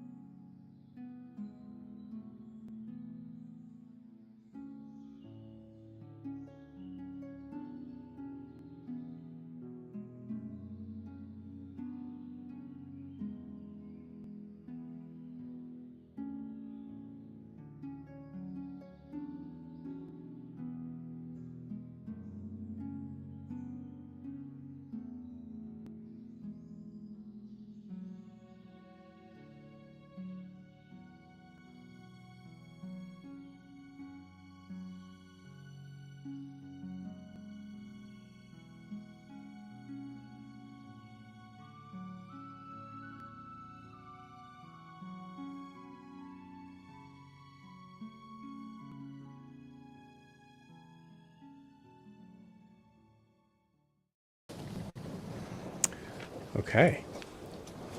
Welcome back. So, we are about to skip ahead a little bit. Before we do, Aaron, you said you wanted to do something? Yeah, just before I even wake up Aelwolf, I would just release my wings because I don't want anyone to see him. Oh, So, okay. yeah. Cool. Absolutely. Yeah. Great. So we skip ahead.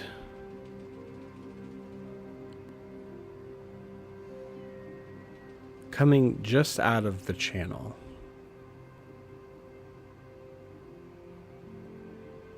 Kofi's boat is decent.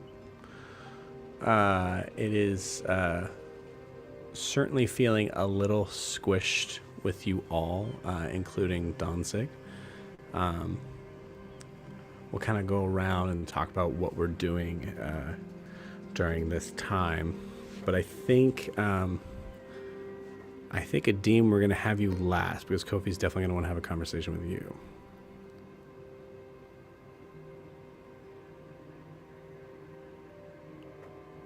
But maneuvering ourselves forward an hour,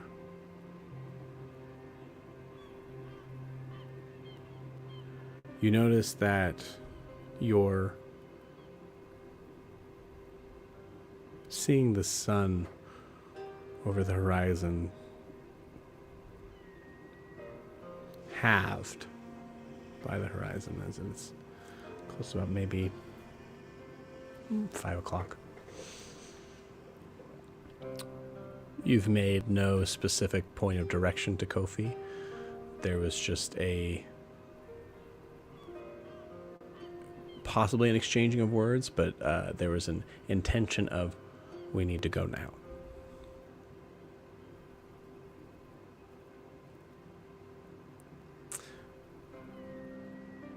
And we'll kind of leave this open to everyone. Again, saying that Adim will probably have you go last, but what is everybody doing on this ship?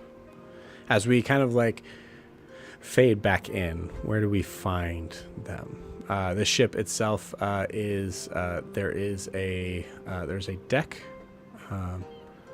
There's a top deck just sort of like just over where the helm is. The sort of captain's quarters, encapsulating like a kind of like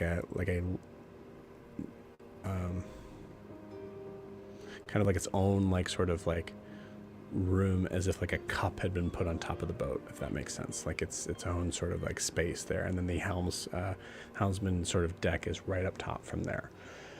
The bow of the ship has a walkway that can move completely around it. And there is some cramped rooms below deck. That's about it. So, I'll leave it to everyone. Where do we find you? I imagine in that hour we explained everything to Tishian about what's happening. It's up to you guys. Are we all in agreement? Yeah. Okay. Yeah, we walking through everything that happened. I would imagine like we all talk to each other and like same page. Do you all just want to be in the same room? Like we could say that you're just like in the. We could even say you're in the captain's quarters if you would want. I think Tishian, as soon as he comes back, like as soon as we're on the ship and everyone's there together, everyone's safe. As soon as the adrenaline sort of died down, and this is the moment, he's going to sit at the stern of the boat, which I just looked up means the back of the boat. It's the back of the boat. The back of the boat. I looked it up. I have a diagram in front of me of boats. So proud of you. And he's going to sit there. Bunch of sailors in this family. He's gonna sit at the stern of the boat and just sort of like dangle with his leg off of it, just sort of watching the trail of the sort of the wake the boat is creating as it's traveling on the water, just sort of staring off. Okay. Give me one more wisdom saving throw. I believe I got a +8, I think.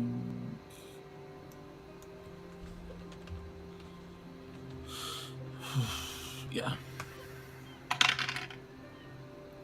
Fuck. All right. That's a natural 1. Oh, Um,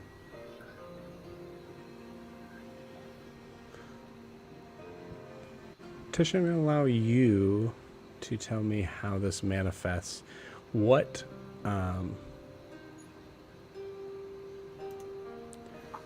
scar do we start to see form with Titian? Could be physical, could be mental.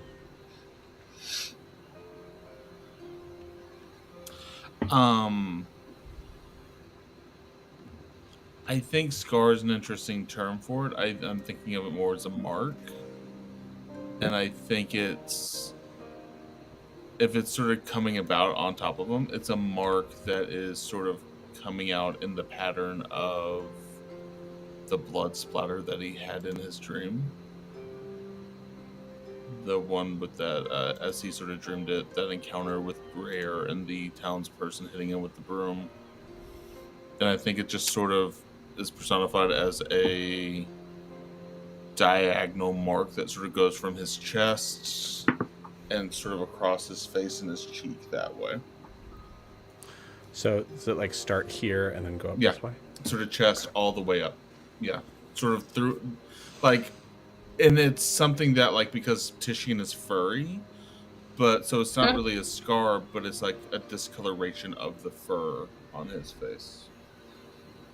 I love that. I love that.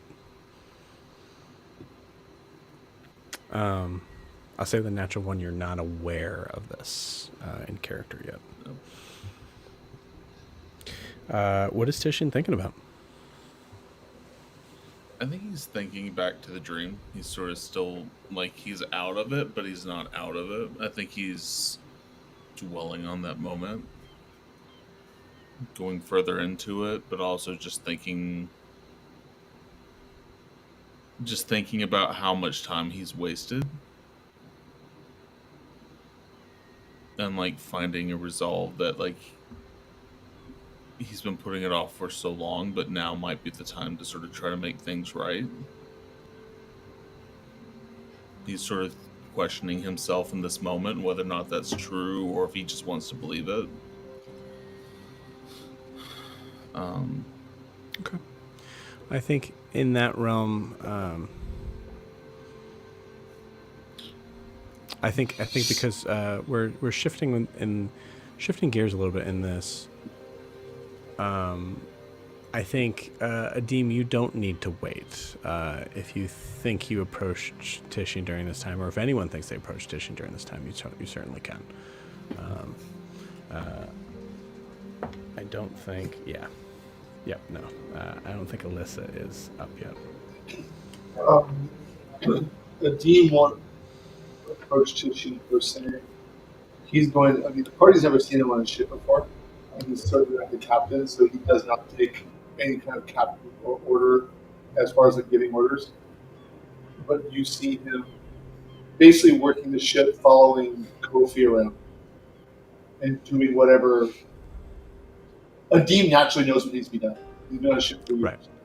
So he just starts taking care of things. And if there's any party members around him that seem like they're at loose ends and aren't sure what to do, he'll suggest, hey, can you bring me that?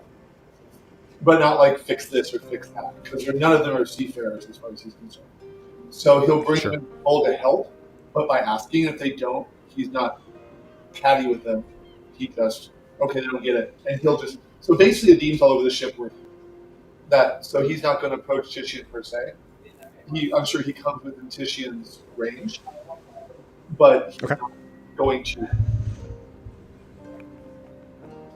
You got it. Does anyone approach? I say, like, Grian, you saw Titian fucked up. Yeah, Grian is going to approach Titian. And probably just beat against the railing. Are you doing okay there?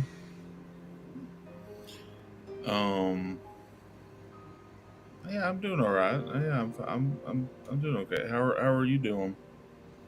I'm doing fine. You seemed pretty out of it out there on the way out. What was going on? You mean like you mean like out of when we were sort of running away and stuff like that? Like you saw? Yeah, I mean, it took me a second to get you present. Yeah. Is the discoloration white or like is it lighter or darker? Good question. See, Titian is sort of a golden brown, but then also dark brown with his mane. I think, yeah, let's make it white. Let's make I it say like, typically in animals that I see scars, it's like a white yeah, when it goes no, dark. Okay. but not Oh like, yeah, geez, ask the vet. Sorry, yes, Yeah. Brandon, please. but yeah, I not that. like platinum white, not like, but like Yeah. gray hair white is what I was picturing. Okay. Cool. Like clear, like a Claire Saffit's streak of gray hair. Sorry. Got it. Okay. Yeah, Green, you see this. Just to keep in mind that you see it. You don't need to address it at all. But I was just having a little trouble. That Mother Uterus kind of just put me under, and then I was just a little mixed up for a little bit. I kind of fell into a pretty deep sleep. I mean, you were. It looked like you were fighting things that weren't there. Yeah. You saw that part. Mhm. They sure felt like they were there. I was just sort of brought back into a bad time, and I think I kind of lost track of what was real and what wasn't, and sort of was just reacting the best way I could. Yeah, I don't really know what was going on out there myself, other than just living through probably the worst time I could, my life. Can I ask what happened? Oh, just some baggage. I just sort of thinking back on the time where I made the choice to leave the roar, and the event that sort of caused me to have to do that. Not have to, but sort of prove that I shouldn't have been there in the first place. Yeah. Just, they do horrible things in the roar, Just from what I've heard. They say they're protecting. They say there's always, this idea of like, they always say they're sort of protecting, or they're sort of dealing justice out, and they're sort of doing all this stuff in the name of the city, or the name of this person, or the name of this council, or something like that. But they're always doing it for the same cause, and that's just greed and power. And I guess that's why I got a little. I just couldn't let them like hang Mother Uterus for no reason. Like that's why, like, it's just, you can't just do that and expect to get away with it. Someone has to say something in those moments. Yeah, I mean, I definitely commend what you did there, sticking up for her.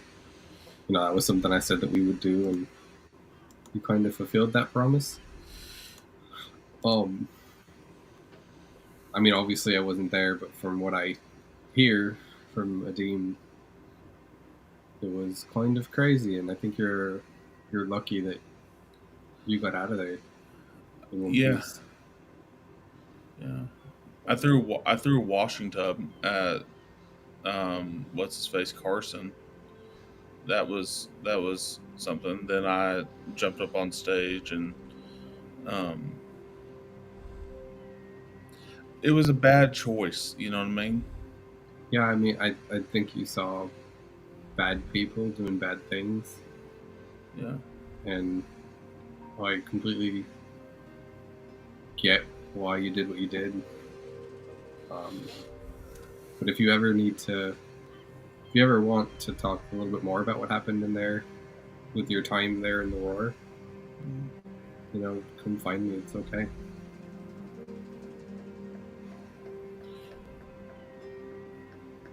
Sometimes we gotta do bad things to keep worse things from happening. I get that, but I don't know. Do you think there'd ever be a way where we might? I don't know. Never mind. I'm just maybe one of these days. I appreciate you sitting and talking with me about this. It's not a problem. I mean, I was worried for you back there. And I think at that point, Green will look at him, and having been that close to his face, he'll definitely notice like the streak in the hair. Mm-hmm. Won't mention it at this time. Why worry him about other things? I think there's a part of him will worry, like, did he do that to him? Because he was like magic directly to face. But yeah, Gran, why are you getting so close to my face? This is a weird time to like. What are you doing? No, I'm kidding. Just making sure there's no splinters of hanging people up in there. It's okay. Oh God, no. No, thank God. I hope not. But yeah. Thanks for. I'll take you up on that offer one of these days. Sounds good. And he'll like just pat, because the 1 foot on the railing, he'll pat that and just be like, all right, I have a really hot captain to find, but if you need me, you'll know where I'll be. Yeah. Let me know if you need a wing person. I'm happy to do that. I'll talk you up all I can to the captain for sure. Thanks. And as he's like backing out, he'll say like, oh, thanks, and yeah, kind of like give him the nod and head off the boat. Yeah. Or not off the boat, but like as Grian's walking with Tish, and go, oh Grian, what awesome wings you got. And then like sort of in a snickering way, and then like Tishina, as soon as that's done, Tishina will smile, but then he'll just go back to looking at the wake of the water. A true wing person. What awesome wings you have. I think from that scene, we duck down just below the stern as we see a small porthole window through the back, and we go through it, and we see a small 5-year-old girl laying in a cot in a very cramped room.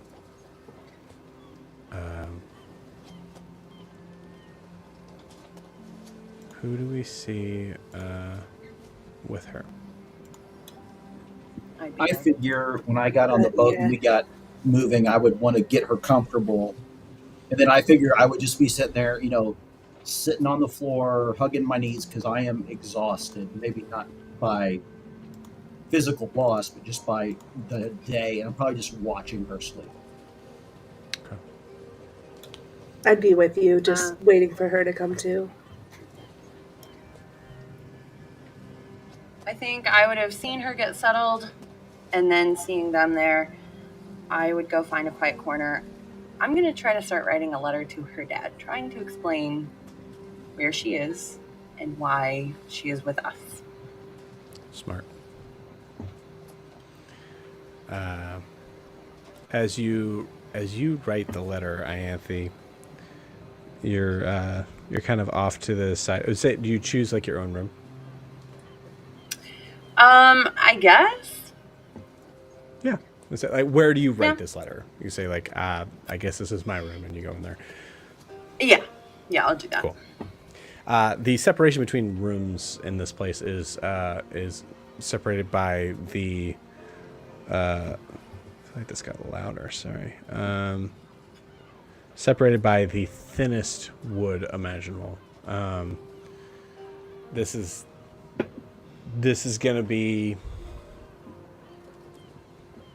It's gonna be close quarters. You hear a knock on the cheap wall as you see a figure who actually like has like a bandage on his head. As you see, E-Wolf kind of just appears in the doorway. My doorway? Yeah. Hi. Hi. Are you feeling all right? Yeah. Where are we going? I'm not entirely sure. I think maybe Nova Soul. Okay.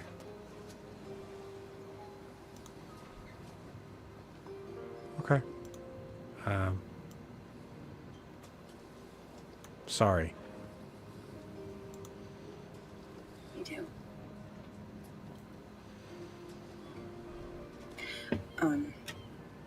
I didn't get a chance to ask how you got wrapped up in all of this.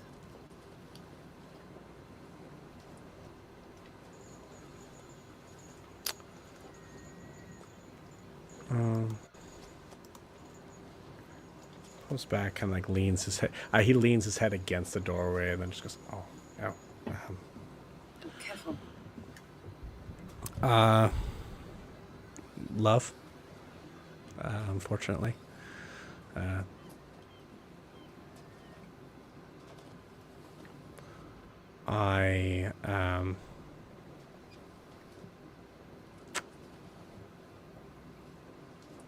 I fell in love with. Sorry, not her. Her. Old. I fell in love I with a could have woman. guessed that. Yeah. That was. Eliane. That's her name. Yes. And she was close with the dead mother, and she ran off, and I ran off with her, and then we got separated. Yeah, we got separated. So I you was hoping. went back to Griften? Sort of. I spent some time in Nova Sol for work. Oh. You see him like wide-eyed staring at a spot on the floor. That was something. And then I thought I could come back to Griften and maybe Dead Mother you just would at least know where she was. And as it turned out, she was arrested, so... Right. I wish I could say my efforts were noble, but they were...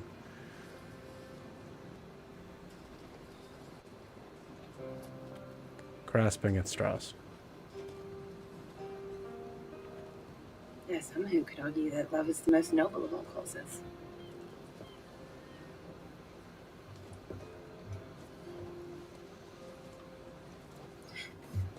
You know, we saw Eliane recently.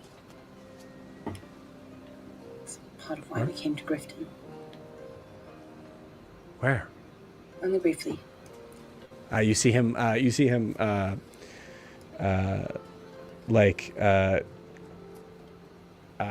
Fully lose his like thought of space and like sits on the bed next to you, like really close, and just like kind of like looks at you and just, where?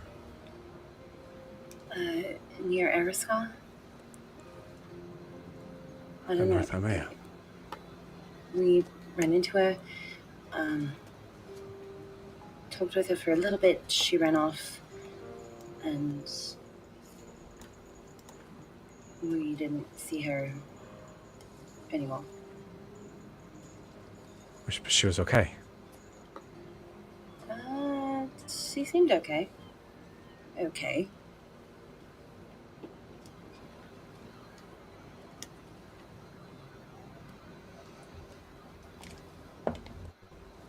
Did she say where she was going? No. Did she seem lost? Yes.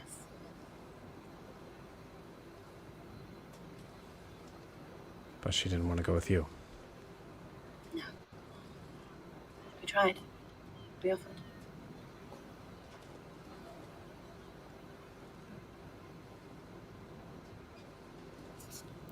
You see him just break down, like start crying. I'll just sit next to him with like my arm around him.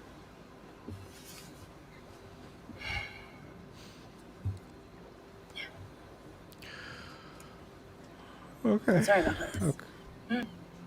Yeah. No,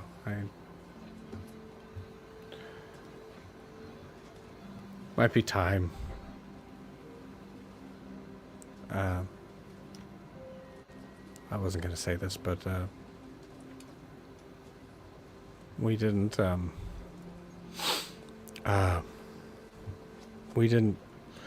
part ways as much as I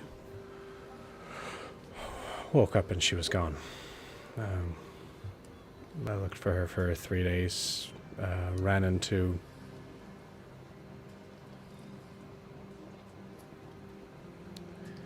a pretty nasty beast. Oh.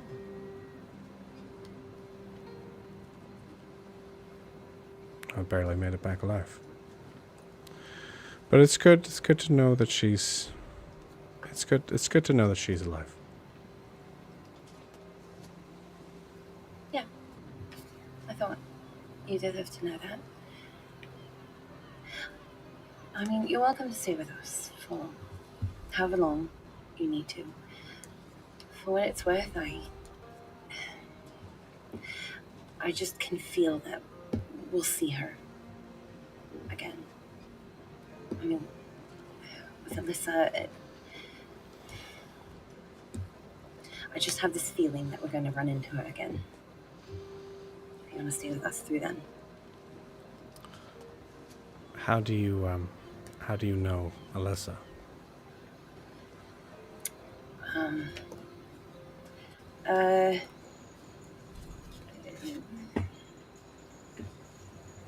It's a little complicated. Ariane and I met her and immediately could tell there was something different about her.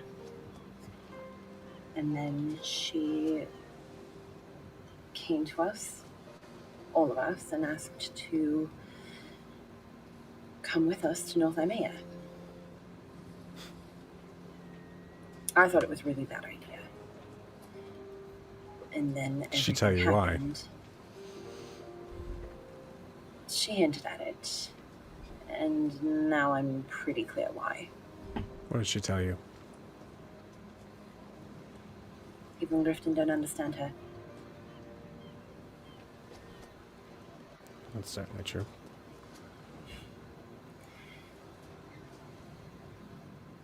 I'll admit, I thought she was being, exaggerating, as children do, but seeing what she can do,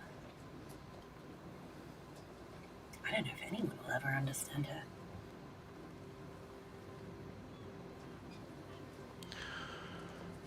Eliane did. I think that's why she's really wanting to go north. That makes sense. I want to find somewhere safe for Elissa. Somewhere where she can learn to control what she can do.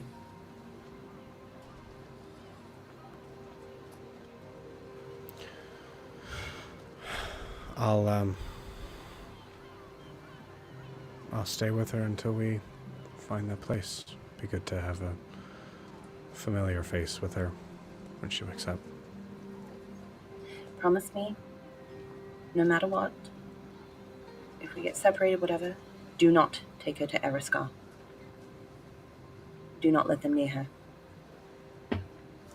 Why?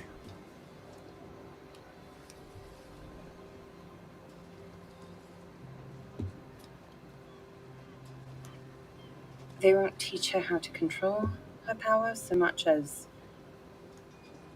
try to use it for themselves. Those people can't be trusted.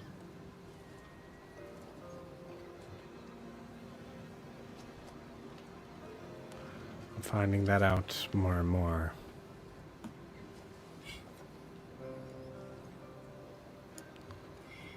I am too.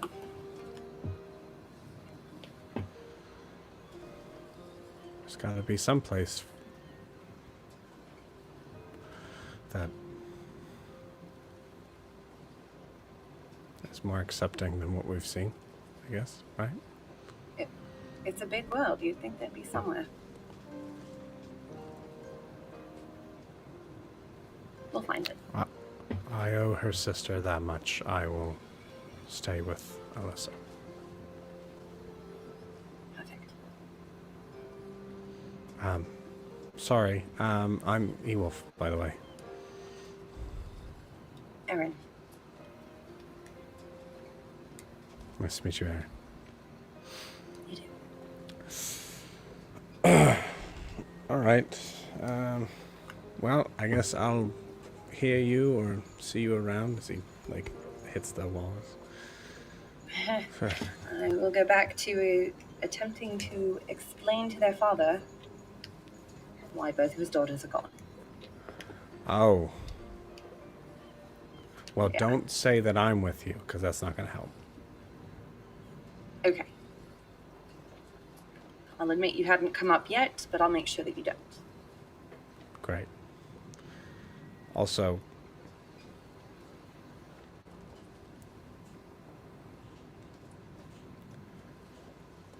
be gentle. Elissa and Eliane have one good parent. I gathered that. That's why I'm trying to. I think he deserves, at the bare minimum, an explanation.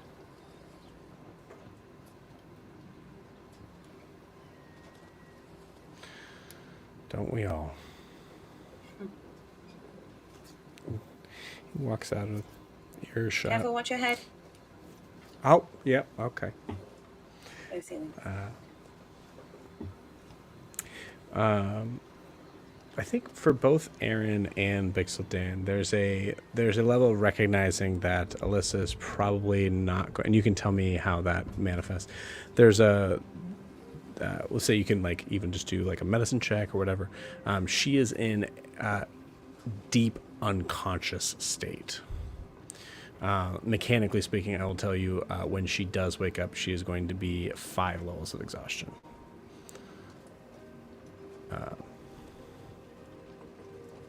She is not waking up anytime soon.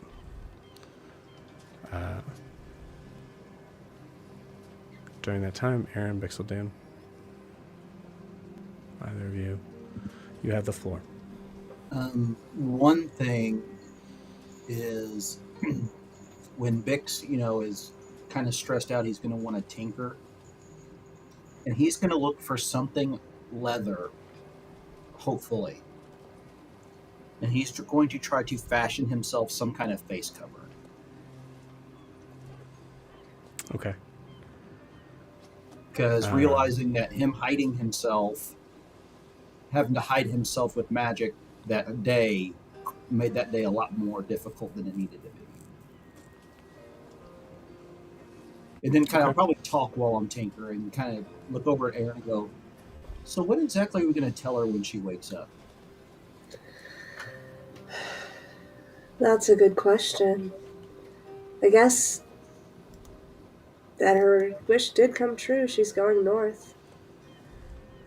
Yeah, but she's going to wake up on a boat with a bunch of people. Well, she kind of knows some of this, but I'm kind of new with this kids thing. I could say the same for myself. I think she likes you, and I think that'll help, having a friend. I think it helps us both. But she seems like a really, really good kid. I mean, I know I'm not the nicest person on earth, but she seems like a good kid, and I want to help her. I want her to learn to control it, not for my sake, but for her sake, because I think she could do good things. And I also think that if she doesn't learn how to control it, she could do bad things.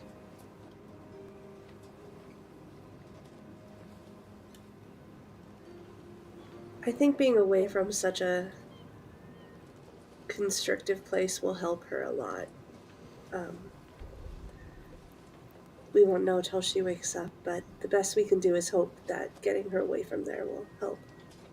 And hopefully she didn't set the boat on fire. That would be a problem. But I think we'll figure it out. I mean, we figured out whatever just happened earlier today. Yeah. You got a lot to figure out. Yeah. And where we're going next. I don't think we can bring her to Mir. I don't know where we take her. I don't know if we keep her with us and we teach her, or I don't know who I would trust to teach her. Agreed. Aaron. Mm-hmm. It's at this moment that you remember the note. Oh, shit. Oh, yeah. That was tucked away in your sleeve. I will take it out and read it.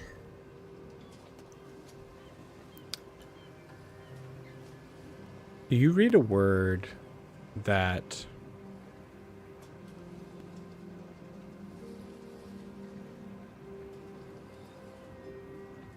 I don't think really makes sense to Aaron. There was a moment in time where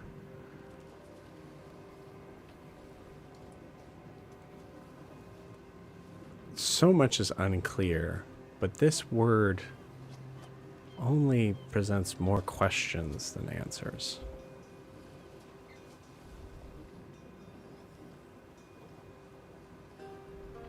You have no clue why Lovelia would give you this note.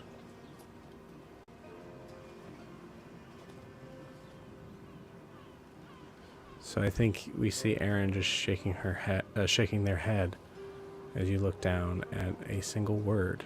It just says Massetti on it.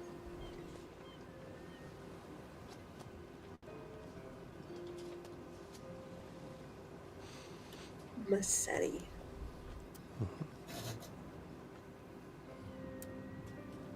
I'll even say it out loud too, just like Massetti. Would Bix know what that is? Bix, you know what the word is as far as regards of like, but you definitely have not been anywhere near there. I wouldn't figure I would have. Yeah. And Massetti's a place. It's northeast of Hassan. A lot northeast of Hassan. A lot northeast, yeah. Why would she know about a city up there? Yeah, because this is Chris talking. Ianthe's the one that recognized the accent. Mm. I have no idea. Would I know anything about it? Yeah, go ahead and roll me a history check. History. I'm going to say with disadvantage because I truly don't think this is something that that Bixaldan would care to actively pay attention to. 16 was my bad roll. 16 was your bad roll. Cool. Yeah. Nisetti is a very primal, almost feral place of, that it's 3 separate tribes that decided to come together and try to live peacefully. You've read stories of the leaders,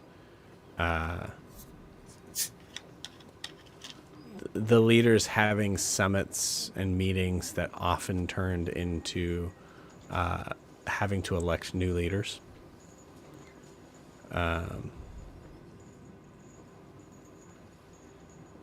Dangerous is the word that comes to mind. And I'll relay it. Wild and dangerous, I think, is Wild and dangerous. But I don't know what that would have to do with anything. Maybe there's someone there that can help her. That's a perhaps. I don't know. I think we need to have a group, just a little chat on what's the plan now, folks. Because there's a lot going on. And I would love to be on the boat for a while and learn a lot more about the boat. But we got to know where this boat's going. Agreed. I would say, I think with everyone that handles things for the most part in cutting to a scene of all of you together as Kofi has called you all to the... I was actually called you all to the top deck where the helm is, because the question is... because there's many questions, and one of them is, where are we going? So, as we see Kofi now with a shirt on and a vest over it, as it's getting a little bit chillier, you see he is positioned at the helm, arm up on it, but looking at all of you.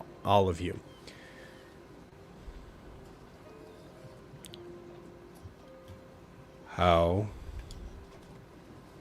Why? Where?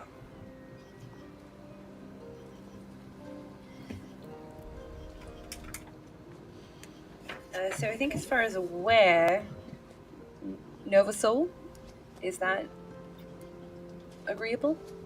That's south. Short journey. Are we going north? Right. Can your ship make a trip to the north? Can your ship just take us to the north? Let's table the where first. How? Why? And looks at a Deem like, dude. Much more complicated. I'm not sure I understand the question. How? As far as the why, you were the only person I knew who was friendly in the town, and the people I worked with needed to get quickly. Can you lean in a little bit more? We're having a hard time hearing. Sorry, I said as far as I'm not sure what you mean by how, but as far as the why, the people I worked, and I paused and I said with needed to leave town quickly. And you were the person I knew who wasn't unfriendly with the ship. You always ask such large favors from your new friends. I needed a crew. I didn't need an unconscious little girl and a 3-headed dog. Danzig at this point can't get up the ladder to go up there, so Danzig is whimpering and moaning at the main deck. In all honesty, I didn't know that the girl until she was brought up. Well, and looks at the rest of you as clearly Adim does not know. Because I really didn't. Because you really don't. Yeah, I was like, I don't know what that's about. 'Cause I really didn't. Yeah, I was like, I don't know what that's about. 'Cause I really didn't. Yeah, I was like, I don't know what that's about. 'Cause I really didn't. Yeah, I was like, I don't know what that's about. 'Cause I really didn't. Yeah, I was like, I don't know what that's about. 'Cause I really didn't. Yeah, I was like, I don't know what that's about. 'Cause I really didn't. Yeah, I was like, I don't know what that's about.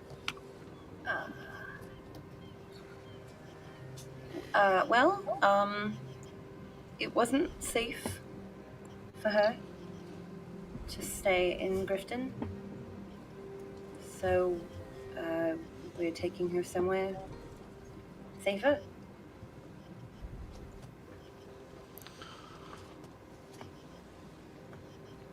Is she being kidnapped? No, she wanted to come with us. That's When she not what wakes I up, she'll asked. tell you. She asked us to bring her with us as we went north, and we didn't think it was a great idea until we saw what she could do. And you saw or heard of the hanging, right? The big town event that they were all excited for. I mean, based on that judgment of what they thought this old woman could do, if they only knew what she could do, this little girl, they'd probably react even worse than they did with her. So we took her up on her offer, and now we're headed north. Is there anyone in Griften that would consider what you've done kidnapping? And is that person going to do something about it?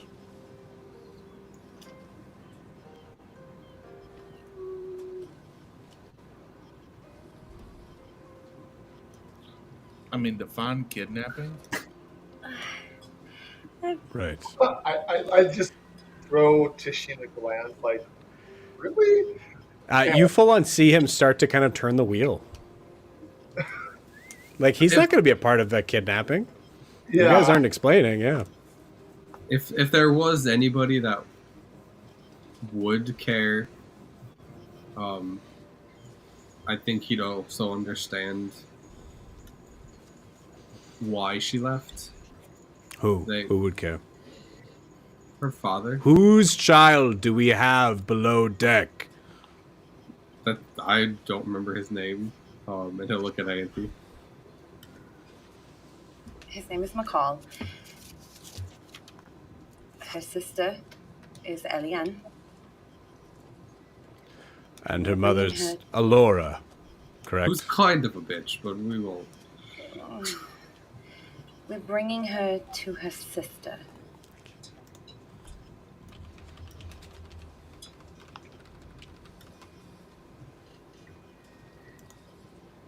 If it Where's her sister?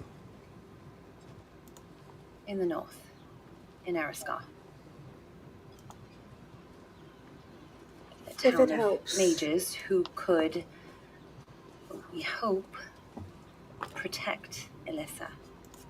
Teach her. If it helps in any way, Lady Lovelia did give us some direction as to the where, and I'll hand him the note.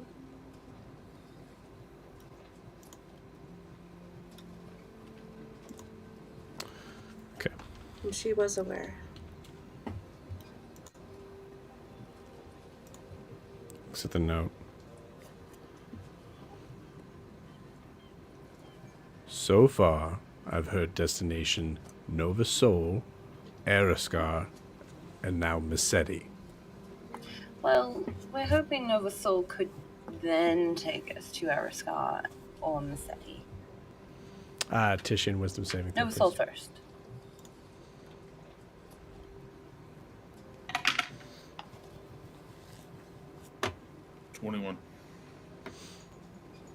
Okay.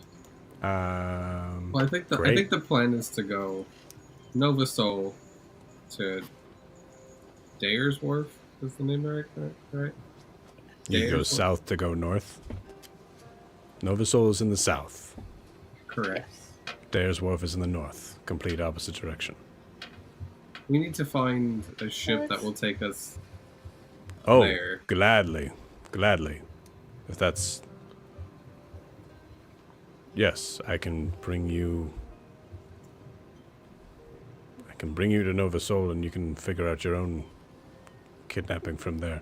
You know you You stole a child from the Melivar family.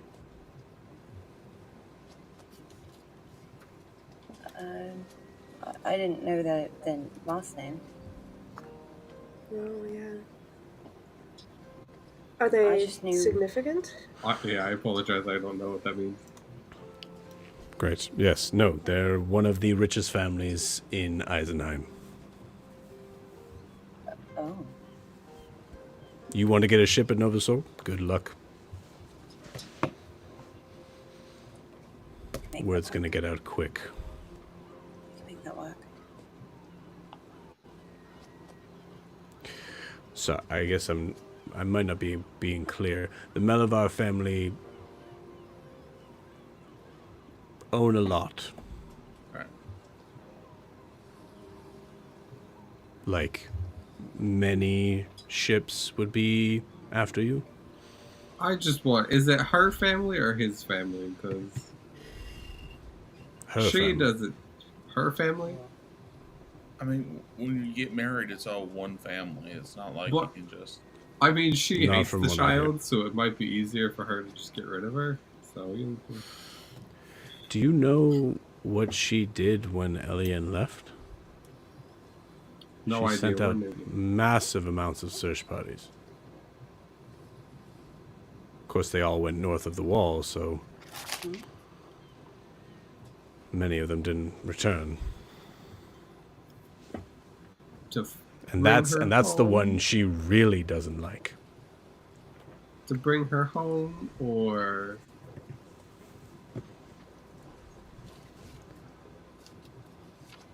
I don't know. I assume so. this is Grian like trying to piece together the fact that she was like bountied versus like let's go home. Yeah. Yeah. That's a fair question. I'm just letting you know you have a child from a very powerful family that some would say you've kidnapped.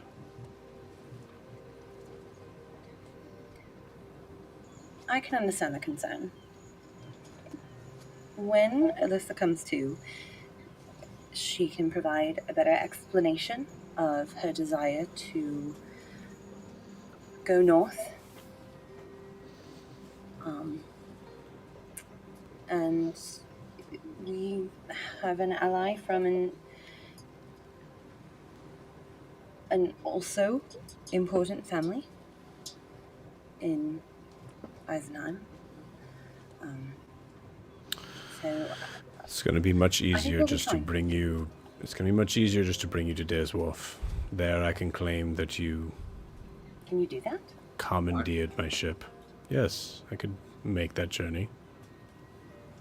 I mean, if you Just think understand. the ship could make it, I mean, you know, I'm not saying it's the size of the boat, just the motion of the ocean. If this boat can handle it, then I'd say let's go. It's not the I size, think it's how you use it. I fully think Adim and Kofi both look at Grian like, what? Like that's like there's no sailor, like there's 1,000 sailor songs and not one of them say that. But, like they're like looking at you like the motion, Yeah. no. It's going to be easier to convince authorities, assuming that I am on the right side of this moral line in the sand. It's going to be easier to convince the authorities that I was taken not of my own free will. I Nova mean, Sol I is think we much can do harder. that. if we need to, you know, tie you up a little couple knots, I can All gladly right, do all that for right. you. Back down, Grian. All right. You go ahead and roll me a d20 with just your charisma modifier. 17. Okay, 17. That's enough of that. And you see him just, like the smallest smile as he turns away to whomever is away from Grian. You're What it's worth. Leonin. But what? Go ahead. No, tell me. For what it's worth, we can appreciate the delicate situation that we've put you in. We appreciate your help and your discretion. And we promise there is no ill will meant towards this little girl. We're only trying to help. We just have to go about it in a slightly less than orthodox way. Roll a persuasion check. And I'll say you have advantage, as I imagine that both Bixaldan, well, everyone on the ship would be helping you with that. 23. Damn. Yeah.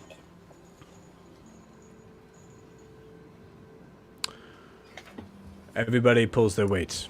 If you are conscious, you are working. We don't have a crew, so we will do with you lot.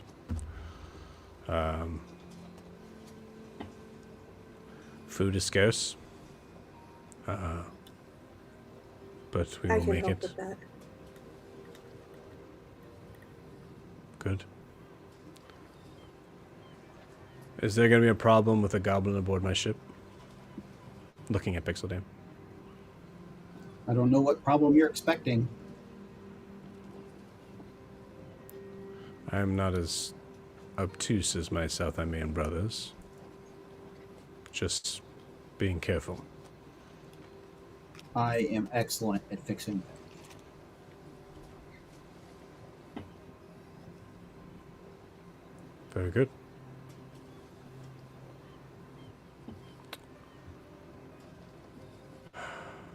Looks at a deem. Again. This is quite the favor. I expect to return in kind when the time comes.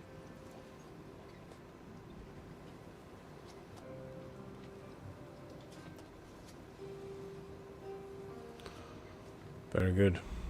Adim, can you guide our crew? You know them better than I, and find them work that would facilitate their abilities. Okay, step lively. I just start. Yeah, you start going to work, and then I'll say, Now I am acting like I'm the first mate. You. Yeah. Like I am giving out commands. You do this. You do that. It's something you've never seen a team be. Love it. You see. I'm definitely doing it. Yeah, absolutely. Oh yeah. You are full on first mate, quartermaster.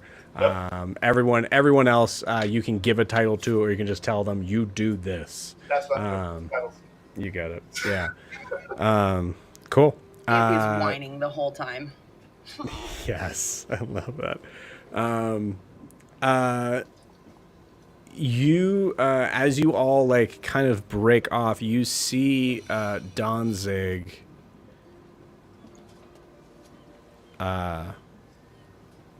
I think you see Danzig like essentially kind of like zooms, like is having like the zoomies around the boat. Both, I think, more than anything because of the anxiety of like I have nowhere to go.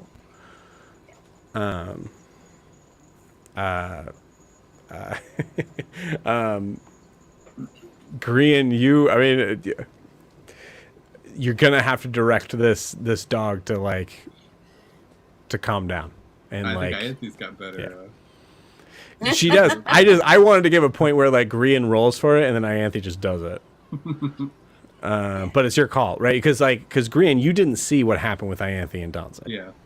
So, I think as everyone like parts, Grian will go to Kofi and just straight up, nothing bad, but he'll just say, I appreciate you sticking your neck out for us, and I'm hoping, I'm trusting you to help get us across, and so I think trust goes both ways, and he'll stick out his hand and say, name's Grian.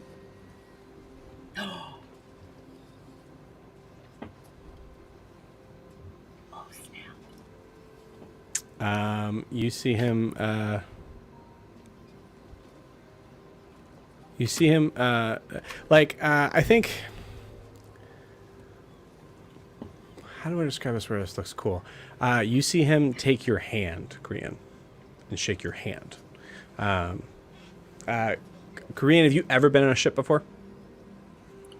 Probably, maybe like a riverboat, but not like a on the ocean. Okay, cool. Yeah. Korean. Kofi. Welcome aboard. Thanks. And he's holding your hand, and he like, as it seems like the situation is breaking apart, he kind of holds it steady. The captain does the tying around too, and then lets it go. Korean's face will probably turn a little bit red, and then at that, like, Danzig's going off, and Danzig feels the change in pressure and is just like, I hope to pick this up later, and he'll just Danzig, just like, and then I'll roll to calm him down. So animal handling. yeah. 13. 13. With a 13. Okay. With a 13, he stops moving and just barking at you. Just like, you know, that like puppy sort of thing where they're just like, they're not telling you what they want. They're just barking in your face. Mm-hmm. Bow. Bow. Bow. Are you hungry? For fuck's sake. He's probably like trying to like calm him, but he's just like kind of just all over the place. Yeah, you pet one head, another head like it's really jealous and just starts like making the barking on that. Yeah. Hey, Anthony, you're around. He's like, it's okay, it's okay. Yeah, I'll just go and just say, listen, hush now. You hush. Everything's fine. You are just fine. It's be okay. This watch is yours. I don't think I have any kind of treat or anything. I have a good berry. I'll give him a good berry. Love it. Just one. Just one. You give him a good berry. Only needs one. Yeah. Sorry, that's all I have. Looks over at Still very Bixaldan, good, who though. is like, I think Bixaldan's just like kind of like trying to like tiptoe away from the situation. No. Look at me. Everything's fine. Everything's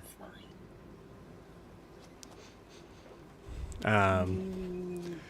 Yeah, and then just like lays down on the side of the ship and is now full on just like sunbathing the ship. Not sure how the I'm fuck running he around did that, casting but- prestidigitation on all the spots where he's pooped. Yes, absolutely, yes. And he's one job. That's yeah. She's the swab. Yeah. Love it. Titian. Yes.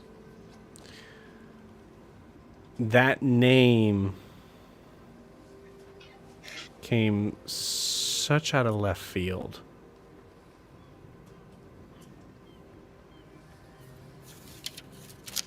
That you felt a twinge of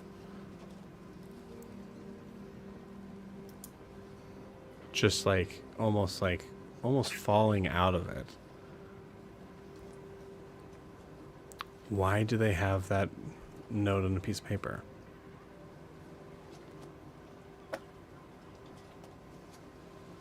Do you do anything action-wise with this? You know Aaron has it. I think Titian, imagine a Deem starts giving orders. I imagine we start breaking up. Titian immediately starts tying knots in a rope because that's what sailors do, and that's the only thing he knows that sailors do is he just ties knots for days on end. Adim, do you tell him to stop, or do you just like untie it after him? If he's just doing it to make himself look busy, I definitely tell him to stop. If he's doing it to Okay. be helpful, I let him know. I think Tishian definitely thinks that he's being helpful, but he's also, and I don't know if anyone will pick up on this. He's trying to look like he's going about his business by doing this action, but he's going to, knowing that Aaron has that piece of paper, knowing that Aaron was sort of the reason for that, he is going to make sure he's within close proximity to Aaron. Okay. Yeah, I love it. Aaron, what are you doing on deck? Just following orders. Love it. Yep. Yeah. You were taught to. I think and feel free to take over here, but like I think Adim kind of gives you a full list of phrases and names that you have no clue what they mean. Actually, So no. Okay. What a dean would be doing is he'd be keeping he'd be keeping them on the still important, like we need work done, but the least dangerous to the safety of the ship. Okay. So, and it would be very clear. I need you to order those relay pins, please. Thank you. And then do other things. And as soon as they're done, could you scrub that corner over there? Like literally, like just keep them away from anything that looks like the sail, the rigging, anything that looks like they could mess it up. Because I still don't like just last Sure. meeting. I haven't seen her do anything positive for the party. As far as I'm still concerned, they're Jetson. And and I'm just like, do it over there, please. Just You got it. be over there. Yeah. So Tishian, you're meandering over to the side of the deck where Aaron is definitely doing something that seems menial.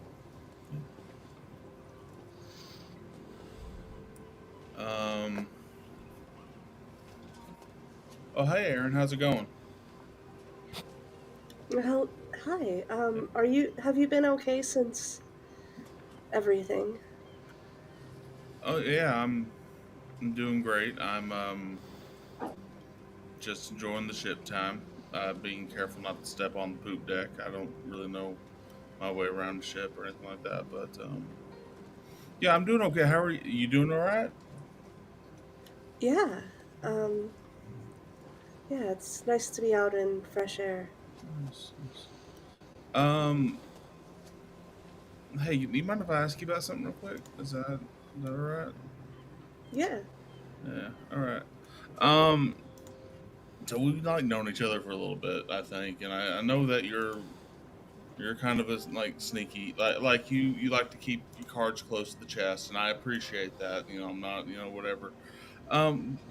Where the hell did Massetti come from?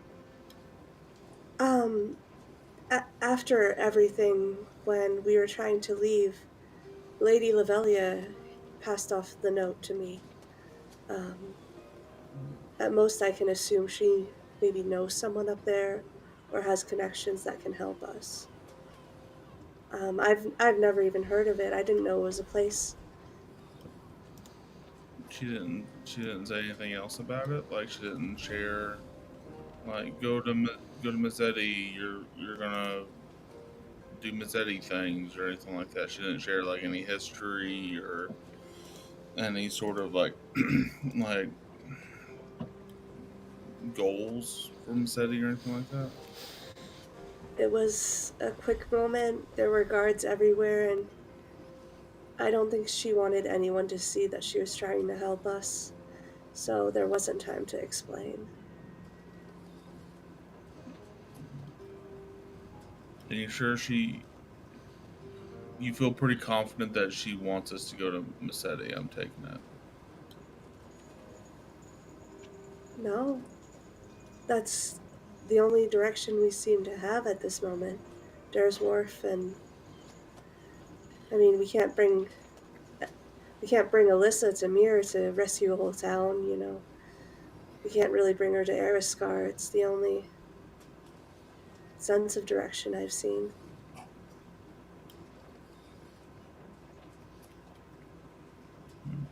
All right, I mean,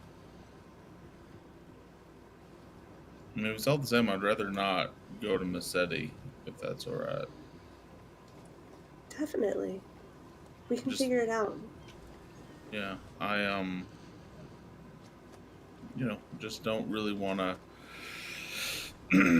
Don't think I'll be, a lot of baggage, just stuff. I just heard it's a bad time of year for it.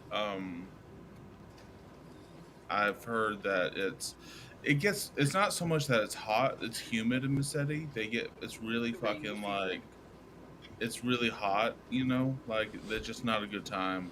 So maybe we can wait like a little bit and do some other stuff. But I just wanted to share that with you.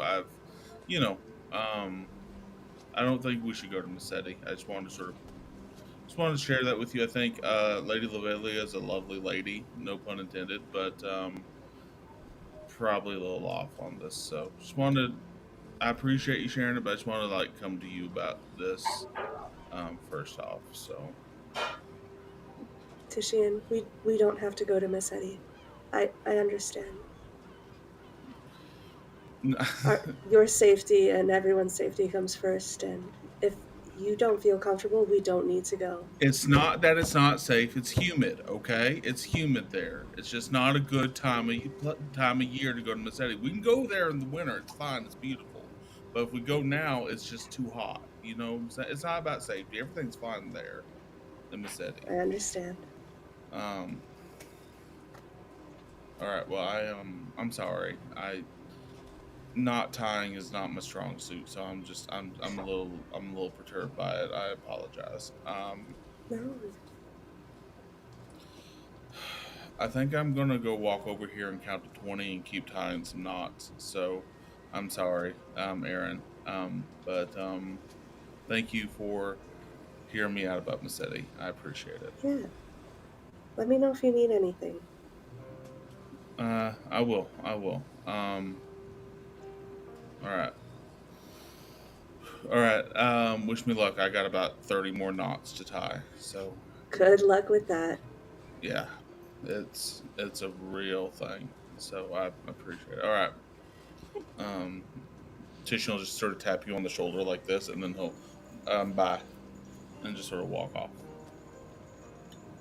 Awesome.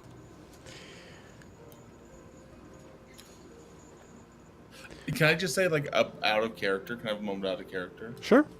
As a player, I want to go to Massetti. As my character, though, like, there's other stuff there. So I just want to, like, I don't want to, like, have the things confused, if that makes sense. Mm-hmm. So.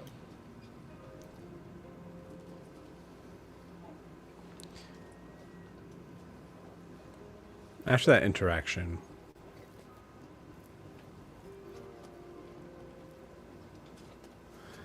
we come back into Alyssa's room. I imagine, Bixaldan, you found a piece of leather and are working on carving out the leather mask.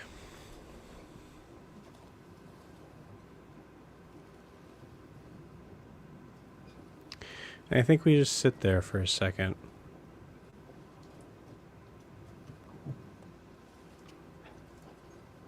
There's a pause, a breath in our time with our crew. And we're able to just watch Bixaldan work. About 20 seconds. Before the camera just wipes away. But we are not done.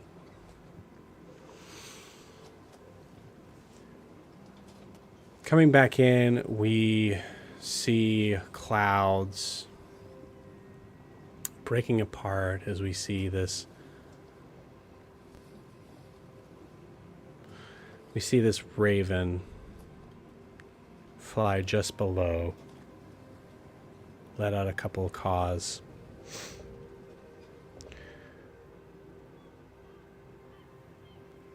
And we see a city break into view.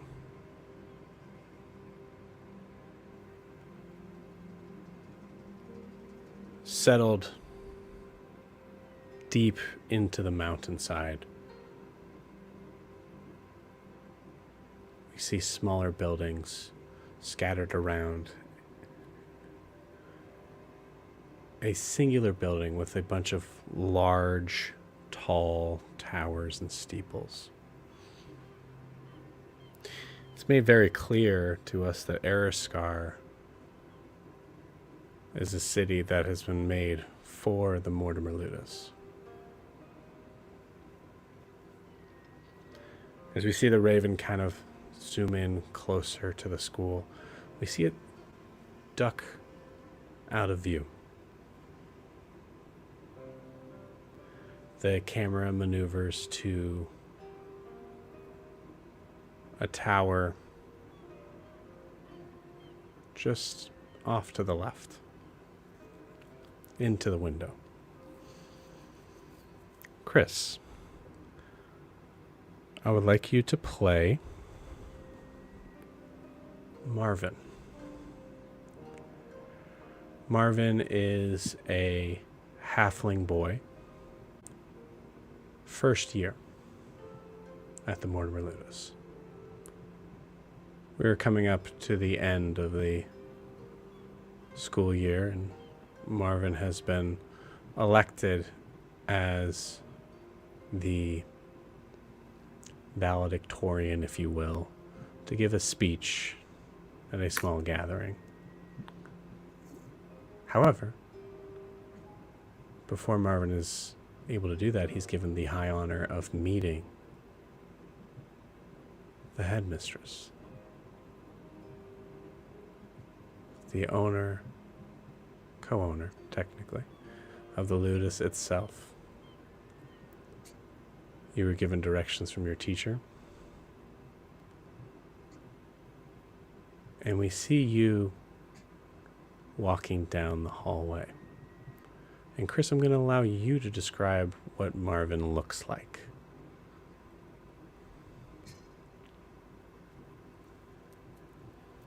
Marvin is kind of a klutzy, studious-looking kid, spectacles.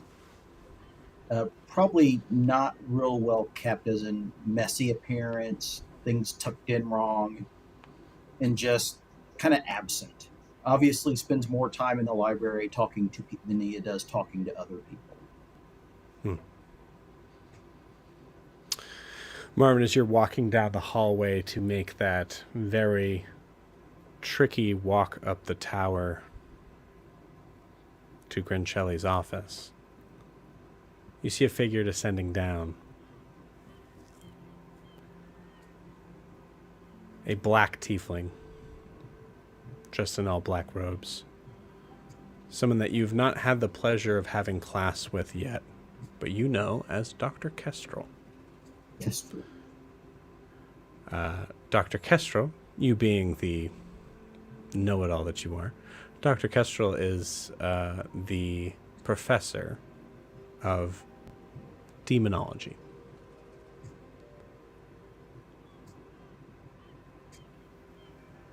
As you see him descend the staircase, he seems lost.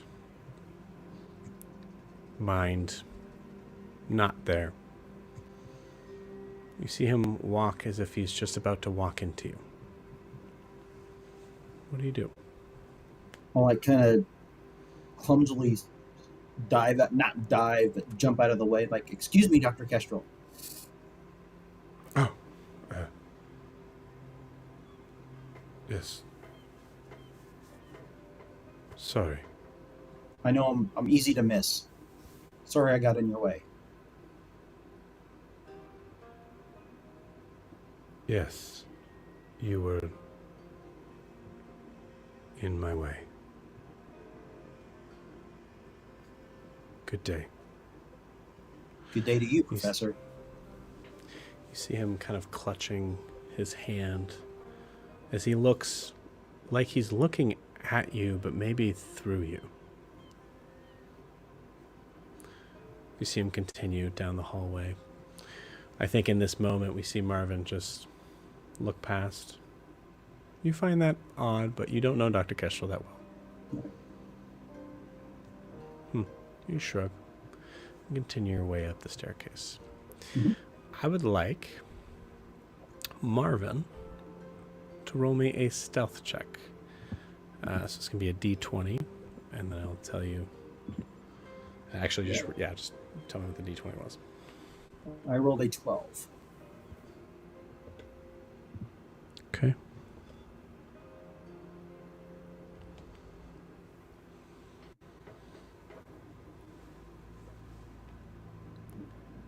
As we follow Marvin's footsteps up the tower,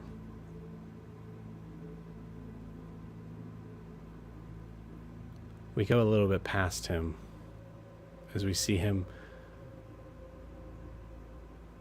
from the position looking downward. Well, the camera's looking downward.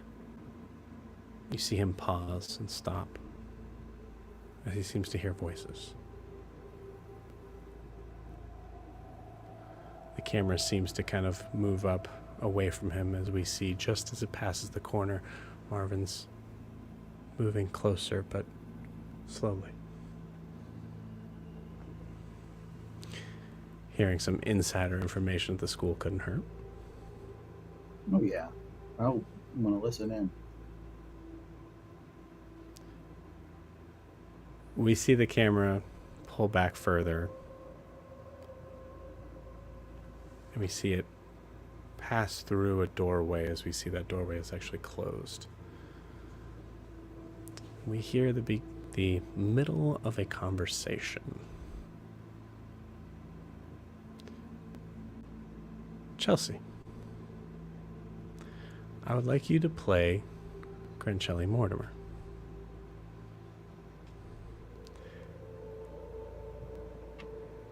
Grancelli, you are discussing, actually listening, really, to a report given to you by the person across the room that the camera doesn't see yet.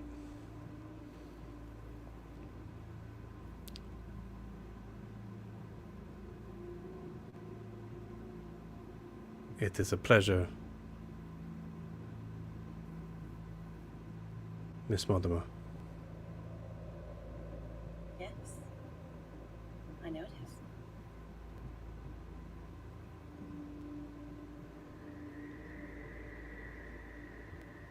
I was told I would be offered a contract of some sort for my clan in information. Well, that all depends on the information that you've brought with you. The camera turns from Grancelli's cold stare and maneuvers over to a young tiefling woman. Golden eyes, horns that seem to stick up in jagged formations straight up. Dark, almost black skin. Fidget, I would like you to play Fedoris. That bitch. Fedoris, you know why you're here. Apparently, the enemy of my enemy is my friend. Mm-hmm. You've been offered a temporary peace offering. You both have someone that you need to get out of the way.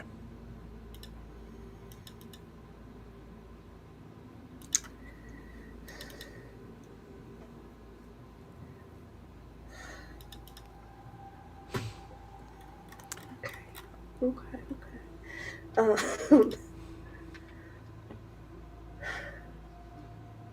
so above board, I assume that's me. Mhm. Okay. We've we've been informed that you may have an idea of their location, and I think we could both do better to get rid of the problem.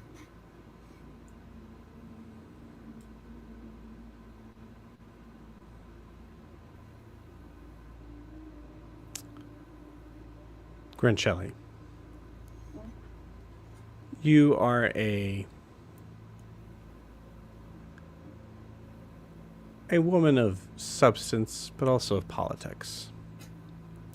You have someone that was in your station that you specifically saved from these people. There has to be a degree of trust. But I don't think in your place you would necessarily offer it.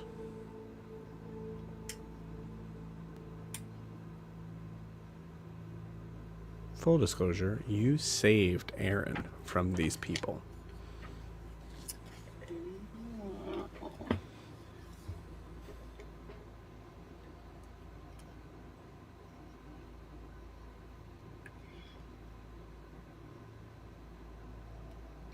I'm sure we can come to some sort of agreement. I think you know what we have to offer. We've been north doing our deals with various people up there, and we have information that could be valuable to you. In exchange, we have some loose ends to tie that you apparently created for us. So I think a simple deal will solve everything for both of us.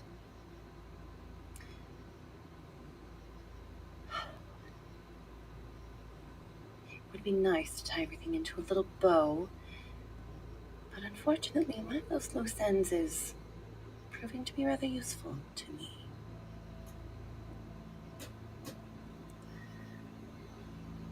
I'm sure you can see the benefit of our relationship, and you can see how it'll grow and the control we have in many cities, and the people that have respect for us. It's only a matter of time before we find Ariana, anyways, and I think you assisting us will just help strengthen that relationship. A woman of your knowledge and power would surely understand.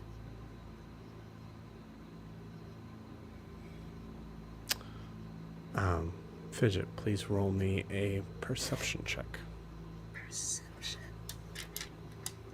No, she doesn't get So- my die.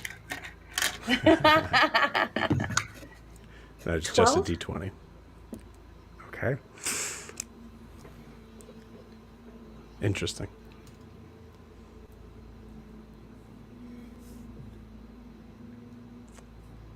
Fedoris, you recognize that you're not alone. You're alone in this room, but you recognize that there is an odd silence outside of the door.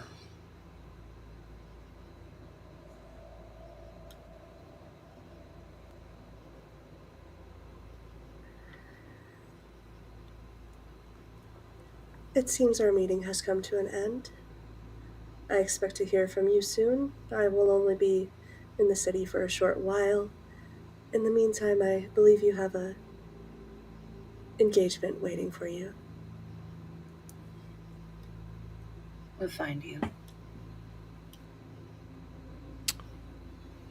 We see, if I may, we see Fedoris walk to the window and transform into the raven.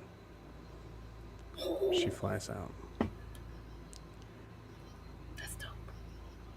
Marvin.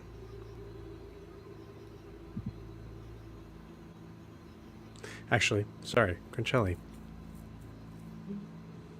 You're not aware that there is a possibility of this meeting getting interrupted. You're not sure who's behind that door. But that's a problem.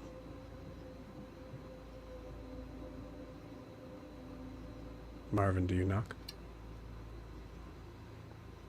Well, I'm kind of probably still sitting there listening because I'm expecting somebody to come through the door, not fly out the window.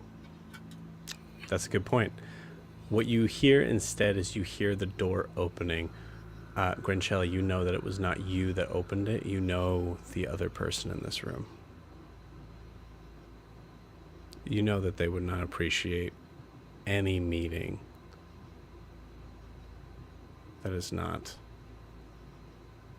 completely made separate from the school.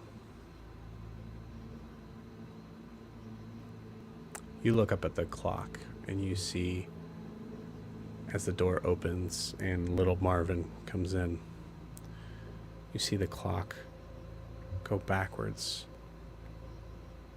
up to the very top of 12, and the second hand starts clicking back again.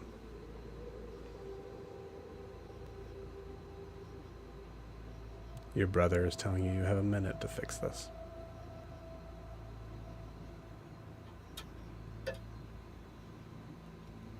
What are you doing here? Mistress Mortimer, I was told that I was to have a meeting with you today. Now? Yes, ma'am, that was the time allotted.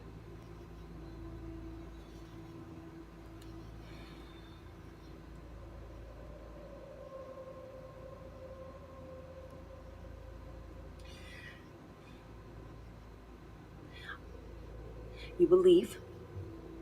I will find you another time.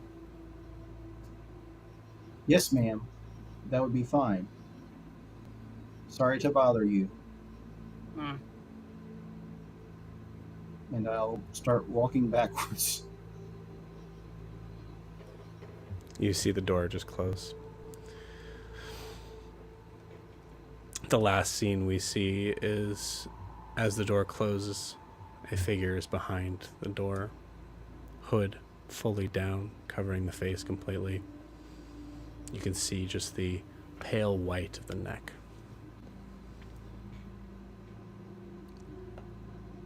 Your job is getting in the way.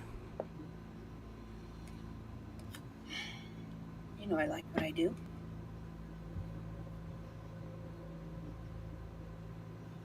And if the boy talks, What will you tell them?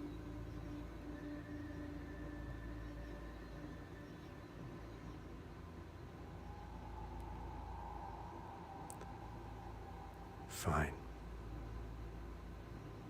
You got the last one.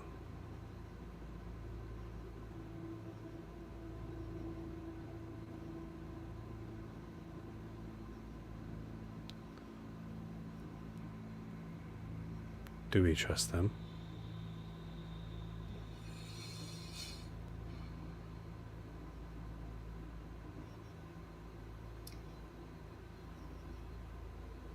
I won't give them what they want, not all of it. But they are not totally useless. A limb, then? Or two?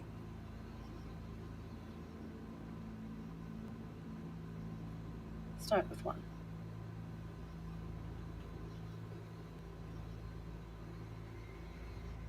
You're the boss.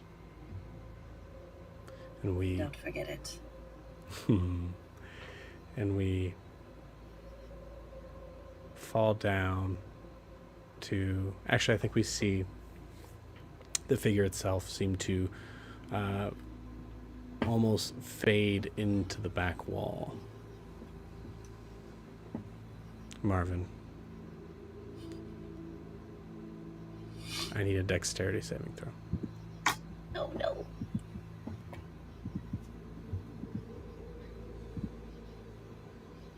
I rolled a nat 20. Did you really? Oh no. Awesome. Marvin, you feel the stairs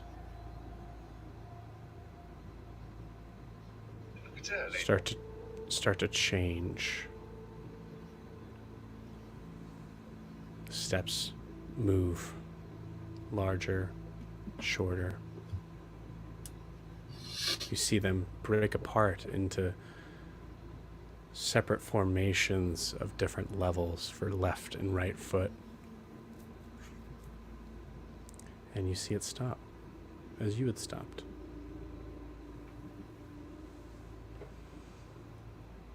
You just hear a voice. Not bad, kid. Not bad. And with that, we are going to end tonight's session.